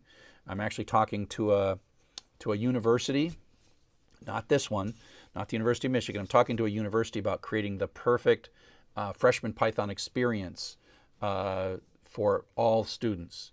And a key essence is to learn from what Coursera has done, and that is to allow people to take it at different speeds and make it so that if you fall behind, it's not fatal, right? You don't have to quit the course just because you fall behind. And so for me, I'm thinking about like spreading a 2-credit course over a 3-credit time frame with the ability to kind of take a few weeks off here and there if you're having trouble, and guaranteeing that everybody eventually makes it out of a 2-credit course in 15 weeks rather than the 3-credit full pace course. And we're just in the early planning phases for that idea of creating the perfect Python freshman experience based on Python for everybody. And I mean, I'd love to do that at this university. I don't think I have any interest in that here. Poet in their hometown and all that stuff. So, yeah. Hey, thanks for everything, Dr. Chuck. I was leading in programming high school, dropped out of college at 39 in need of a career change. I found you on Pi4E. Well, at 39 years old, let me tell you that I'm going to believe that all of your lived life at 39, no matter what it was you did between high school and now, you're going to find that once you learn how to program, all that lived experience is going to be in your benefit, because whatever you did, you were embedded in organizations, you learned about people, you learned about communication, you learned about showing up on time, you learned about like not wearing the same t-shirt every day of the week. So you've learned lived life, and that's where you can learn programming at a later age. All the lived life I've ever had, even though it wasn't all programming, all the lived life I've ever had has led to me being a better person and a more useful person when it comes to being employed. Yeah, it's kind of weird going back and watching the old Office Hours videos and watching them praise how Coursera classes were free. Yeah, first 3 years, like 2013, 14, and 15, they were free. And I fought Daphne tooth and nail. And I remember sitting with a Coursera employee who said, well, sorry, we've changed the software and you have to charge. And I find out that was a lie, but it's okay. And on the grand scheme of things, I'm glad that Coursera charges. But back to financial aid. Golly, I get distracted all the time. Back to financial aid. Anybody who you know or you who needs to understand about financial aid, it's easy to get from Coursera. Please don't abuse it. But I've talked to people who are like, oh, I don't think that I'm worthy of financial aid. I'm merely unemployed, but I'm not homeless. And the answer is, get the financial aid. Believe me, Coursera can afford it. But you got to be ready to work, right? You got to be ready for work, to work when you get the financial aid. So it's easy to get the first time. And Coursera, from the beginning, when Daphne and I finally finished that argument where she won and I lost, course, financial aid made me feel better. The other thing that happened when Daphne and I were arguing about whether or not Coursera should charge, is I built www.pi4e.com. And I said, okay, Daphne, but anybody in your forums who complains about the money, we're going to tell them that you can take the whole class outside for free on my website, pi4e.com. And she's like, okay. And I felt good then, right? And my teaching assistants all know about Pi4E, and every time someone says I can't afford it, or I'm in a country that doesn't allow it or whatever, I'm like, hey, Pi4E, it's free, it's open, and you can do anything that you want on Pi4E. You can even use it in your own classes, etc. And it turns out that that was no big deal. I mean, the number of people, a lot of people see Coursera as having the value that's worth its value, right? And the fact that Coursera is not free increases the value of a Coursera certificate. It really does. I mean, you know, Coursera certificates signal in the marketplace something that you made a commitment. And what's cool about that is if Coursera certificates cost you money, that then turns into perceived value in the marketplace, which means if you get a Coursera certificate through financial aid and you don't pay, you get that more valuable certificate that everyone else who's paying for it is creating the value. But if you're in a situation where you can't afford it and you get financial aid, you still get the value. And that's why free is not as good as pay with financial aid. Daphne was right. She was right. I knew she was. I was just delaying until I got Pi4E working. Yeah. Have I thought about creating cohorts of students? Yes. So Kathy, that's a great question. Have I thought about creating cohorts of students? Yes, but only in smaller and more advanced classes. And so one of my basic models is that I don't want to create a cohort of classes for people who don't know how to program and then teach a cohort of classes beginning things. So how can I explain this? So in my on-campus classes, if you took SI 664, SI 364, you would find that the lectures are identical to Django for everybody. Again, same reason, right? On campus, we got a lot more support and whatever. And so my on-campus students are taking in SI 364 and 664 right now, although we're on we just finished spring break. So this Friday, I'll be teaching live, back on campus teaching live. But I'll be teaching Django. And we're working on the first part of the third class of Django for everybody because we're halfway through the semester. So it's ads. Ads 1 is the thing that we are working on next. And each week I've got 4 teaching assistants, and each week they have discussion sections and office hours, and then I do a lecture and I have office hours. And if you come to my office hours, if you're on my on-campus class, and now we're talking about cohorts here, right? So cohorts would be people that have regular interaction with me, right? So I assume when you mean cohort, let's create a cohort and then let's have like a 1 hour a week meeting. And that's kind of what we do on campus, right? I've got a lecture, and then I have office hours, and students can get one-on-one with me and they can ask their questions. But they can also get one-on-one with my teaching assistants, Ed and Sharati. They can either get one-on-one with me or they can get one-on-one with teaching assistants. And SI 364 and SI 664, Django for everybody, is to me beginning material. And I'm pretty good, I hope, at teaching beginning material and recording the lectures, but I'll tell you what I'm not good at. I am not good at working with you one-on-one, helping you learn what I'm trying to teach. So if you're working on an assignment and you got some weird error, right? And you come to my office hours, what I should do is I should look at your thing and I'd be like, let me ask you some questions. Like, how do models really work? Oh, I don't know. When you come to my office hours and your code's broken, I'm like, show me this, show me that. Change that line. I think it's line 17. Oh, yeah, okay, next student. Show me this. Show me that. Oh, wait a sec. Hang on. Show me this other file. Show me a different file. I think it's line 19. No, not that. Don't delete that. Don't delete line 19. There's just in the second half of line 19. And so, that's terrible teaching. It's how I do it. I apologize to all my 364 and 664 students that come to office hours. I just fix their dang code.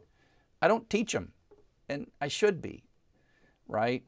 I just am too impatient. Whereas my teaching assistants, they're patient. They'll ask the students questions. They'll give them little explanations as to the philosophy of things and why things are the way they are. And so going back to the cohort question, Kathy, I want to have a cohort, but I want to be talking about something that's interesting. And I don't want to just be debugging students' beginning code. And so for me to have a cohort, you're going to have taken a bunch of classes and finish those classes. And you could think of that as that's like the entrance exam into a cohort. So this Java class, I'll probably teach that somewhat cohort-based. I'll probably have a part of the Java class that's not cohort-based and another part of that class that is cohort-based that's kind of a hybrid. It's like the pre-internship time. But I want to talk to students who've passed the basics. I don't want to personally tutor you on what a Python variable is. I don't have time for that. I can record a good lecture, I hope, on what a Python variable is, and I can have teaching assistants help you with that. But I don't have time to spend time with each individual student who's struggling with what a variable is and re-explain it 40 times and ask you questions and trying to figure out why you're confused. I just can't. When I do it for my on-campus students, I just fix their code. And I'm sure they're happy at that point, but a little part of my heart breaks every time I just go fix their code for them. We sit in Zoom and I look at their code and boop, that's what's wrong. And they lose a moment of learning. But at the same time, a lot of them have struggled for a while, so they've done some learning before they show up. So, okay. Have I thought about creating a Discord learning community server? So the closest thing I have to that, I once did something like that, and it just felt like it was a little too spammy by the time it was all done. So there wasn't enough people in it, and I didn't have time to be a moderator for a Discord server. And so the closest thing that I have to that, which I don't know how well it works, is if you go to www.pi4e. So I built my own Discord basically. So if you go to pi4e.com, and I'll log in here on pi4e.com, I have this discussions, right? And so I built my own Discord really. And so there are people here that are, talking about loops and iterations inside my thing, right? Oh, look at that, funny. 5.2 solution. Exercise 5 point happy to answer questions. I love it. I get in a match last codes output. Look at this. They are talking on pi4e.com about the 5.2 solution. If I want to I'll just give you the code. I just don't have patience to slow down. But look at this. I love this. Happy to answer questions, right? And this person just put it in. And I don't have any problem with this, right? I don't have any problem with someone putting an answer. Now I know in Coursera we're not allowing that, but in like the Wild West that is Python for everybody, I'm not going to police that. I mean, the key thing is if someone gives you a solution that's not me, then you have to hopefully take a bit of a look at it and you take a bit of a learning for it. So the closest thing I have to a Discord server is I got these discussions in Python for everybody, Django for everybody, right? So this is not as active, HTML in the HTML section. I wrote this. So this, interestingly, this discussion tool I was telling you about, this was what Stephanie and I were building. I think it's got to be 3 years ago, a summer 3 years ago when we did a thing. Stephanie and I, well, Stephanie was my teaching assistant in Django, and we were going to build a threaded discussion. And she built it in Django and did a great job. And my conclusion was, you don't write this in Django. right? Don't write this in Django. So here I am teaching a Django class, and I wrote a threaded discussion based on all of her work, but I wrote it in PHP, and it's awesome. I got to keep, this is one of my favorite little projects. It's so beautiful because there's the database design. I mean, sometime it'd be great to do like a walkthrough of the amazing database design on this. I want to kind of clean it up and use web components a little more, but and here's the other thing, right? Someone was asking about what is the greatest thing? What's the best environment for teaching, and does it exist? If you look at this, it won't take you very long to figure out what piece of software I was borrowing from heavily, but then fixing the things I didn't like about it.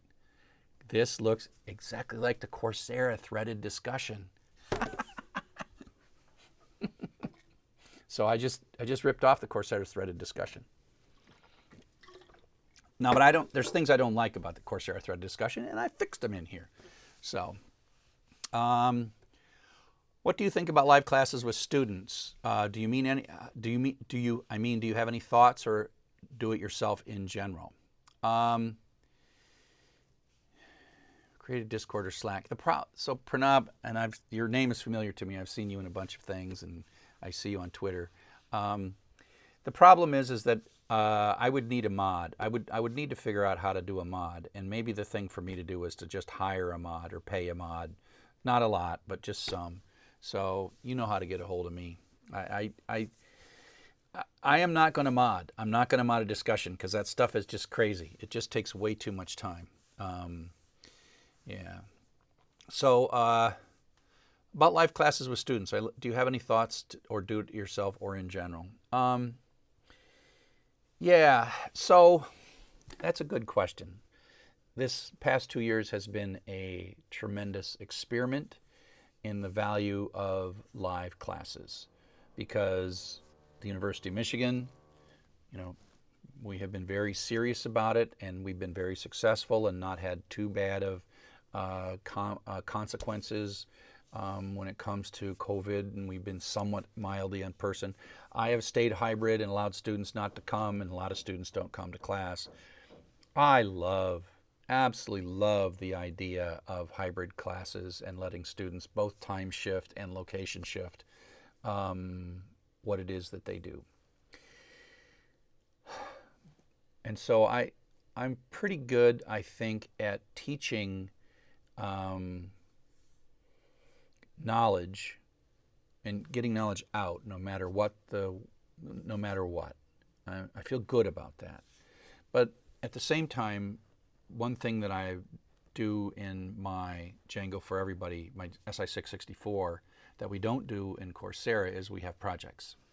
So if you go into Django for Everybody, and if you're on djfree.com and you scroll down, you will see that everything here has an exact correlation between what is in the MOOC specialization and what is in djfree.com.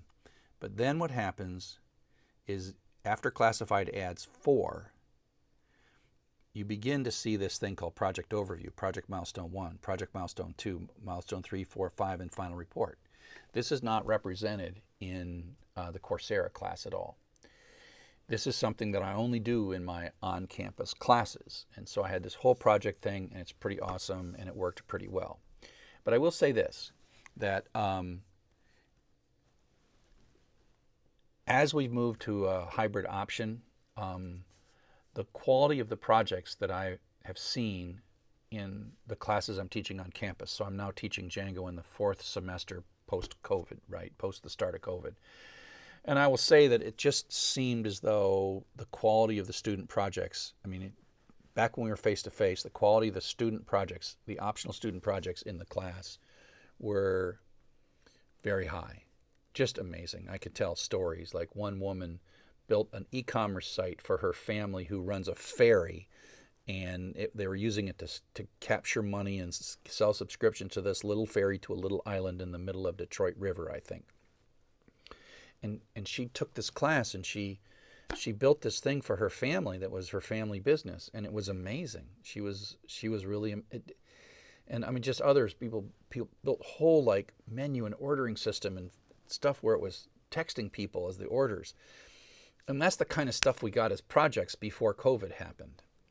But then after COVID happened, I still kept doing projects, and I noticed that it just every semester, the quality of the projects that the students were producing, it just went down and down and down and down. And last semester, the projects were so bad, they were just, I mean, we let them go, but the quality of the work in the project was so bad that this semester we're not even doing projects, because I'm like, I'm not gonna go through all this effort to talk about projects and make project milestones and teach people projects and judge the projects, and then the projects are all bad.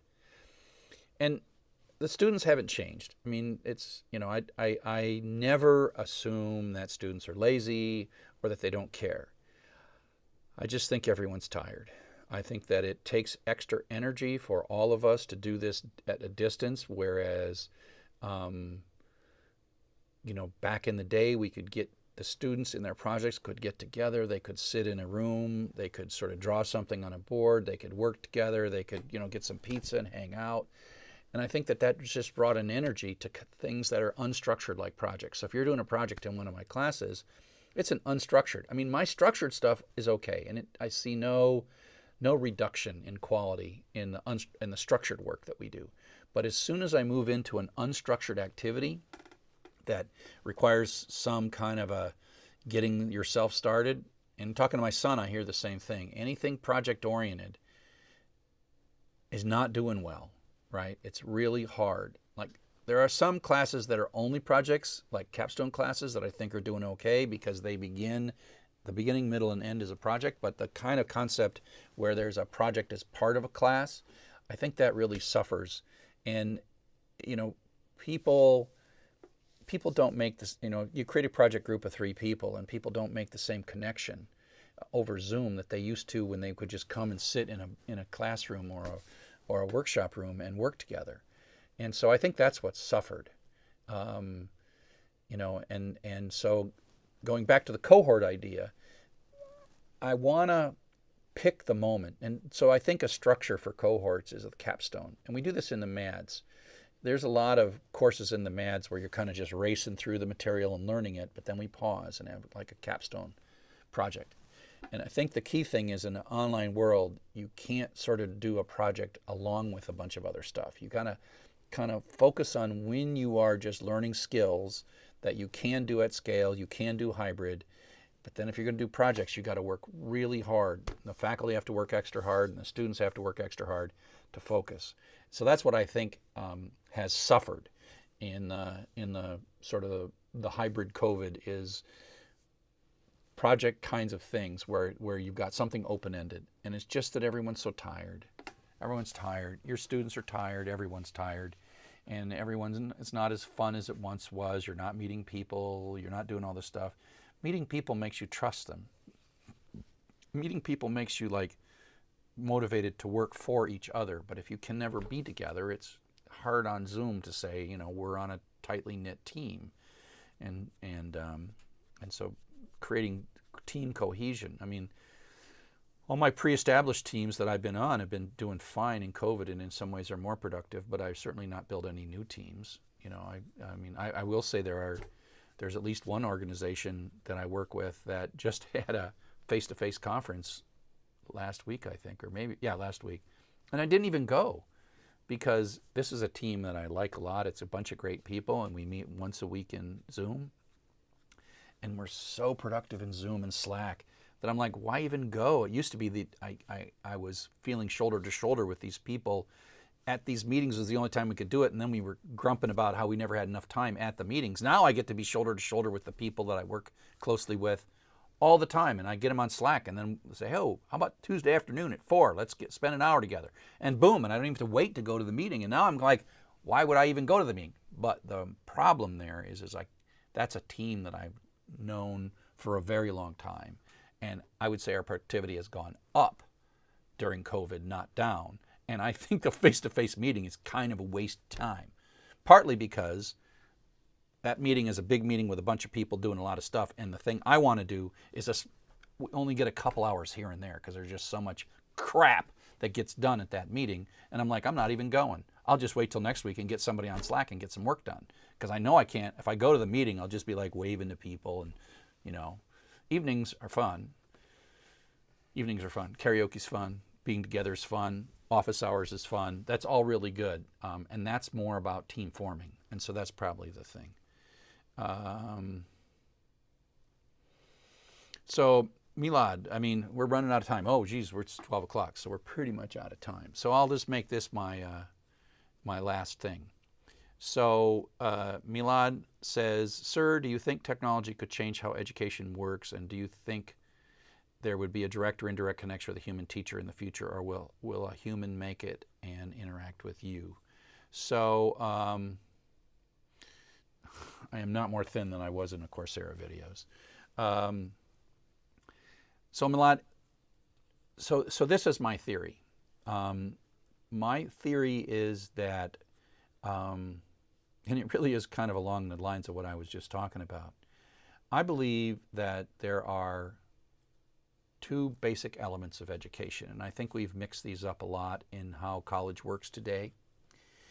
And it's okay, because to some degree we have to build these things. And what you see from me in Coursera is the result of usually several years of iteration on campus teaching so that I can refine my teaching.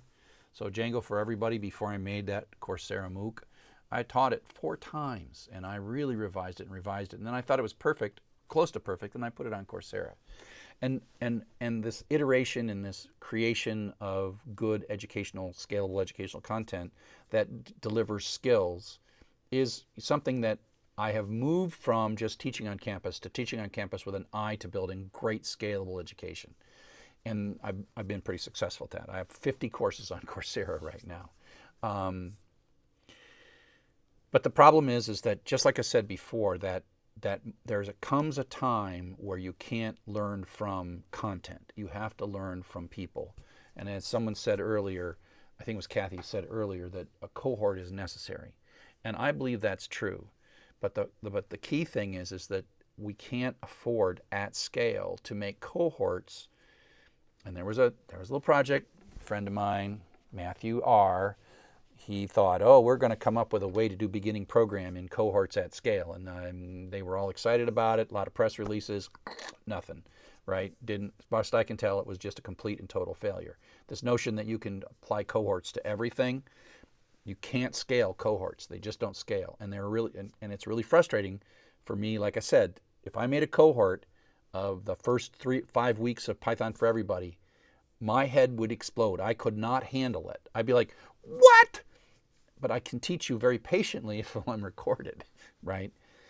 So for me, the key thing is that you got to have a funnel that reduces, and then at some point you have enough skill to be not a drag on a cohort. So if you can't just be a cohort and be a beginner, but if you have skill that you have gotten through a scalable, distributed, widely available education, and then you've made it all the way through my curriculum, and if you want to come work for me, and you want to be in my cohort, and you want to have a weekly meeting with me, you don't just take Python for Everybody. You literally are going to have to take like 8 of my specializations.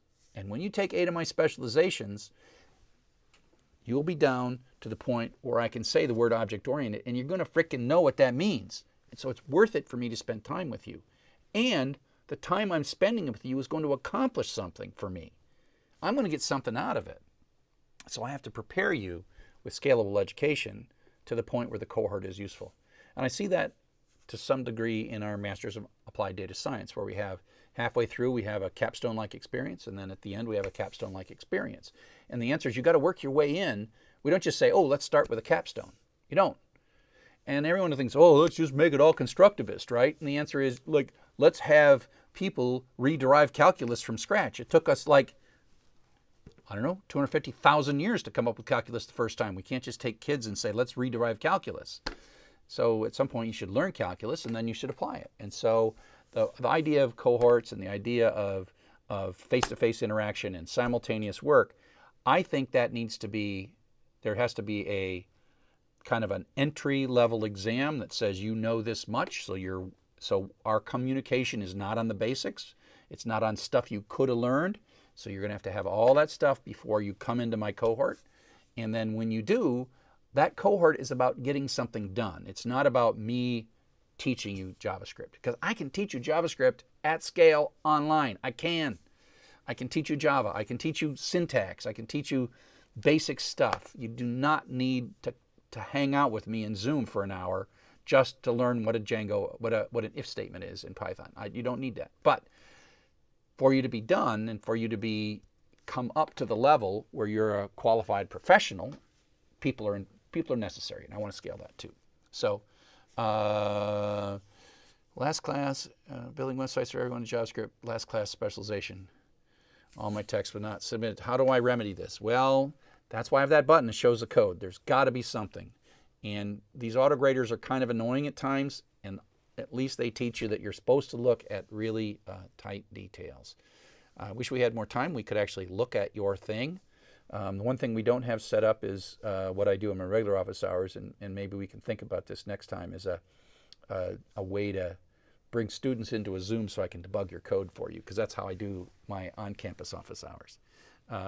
Yeah, Stephen. Hi, Stephen. I love you, Stephen. Stephen is one of my greatest teaching assistants, and I'm glad you're here. Okay, should I take C and...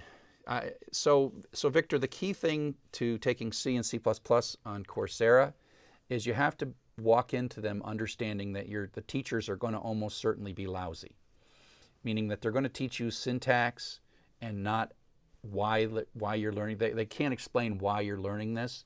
So you just have to be prepared to be disappointed in why you're learning C and C++. And you just have to accept that all teachers that teach C and C++ are not ready to contextualize why you need to learn it, other than you're learning C so you can finish a computer science degree. But that's not why you're learning C++. But I can't teach everything. But I would say do it. Just understand that it'll be disappointing because there'll be no why in C and C++. And really almost any programming class on Coursera, they don't bother with an understanding of why we're doing this. But it's okay, because learning the C syntax or C++ is not a bad thing. You just need to suspend your own disbelief and not worry too much about why. Oh, Noel, am I coming to Rhode Island next week? I am coming to Rhode Island next week. And so there is a conference in Rhode Island, Providence, Rhode Island, called NERComp. And I am presenting a talk at NERComp, and I'm presenting a talk at NERComp, and I am going to be in the trade show floor at NERComp. And so I don't know. I don't think I'm going to have time to do. I'm coming in on Monday evening, setting up the trade show on Tuesday morning, being in the trade show Tuesday morning, giving a talk Tuesday afternoon, being in the trade show Wednesday morning, and then tearing it down and going back to the airport. And so I don't think I'll have much time in Rhode Island for a meetup. But if you happen to be at the NERComp conference, stop by. I'll talk to you for hours at the trade show. So with that, it's 12:08. Oh man, that thing I started at exactly 12 that I thought was going to be the wrap up took longer than I thought, and it always does. I absolutely thank you for joining me today. I thank you if you've watched all the way through the recording, and I hope to see you soon in an upcoming course or upcoming office hours. Cheers.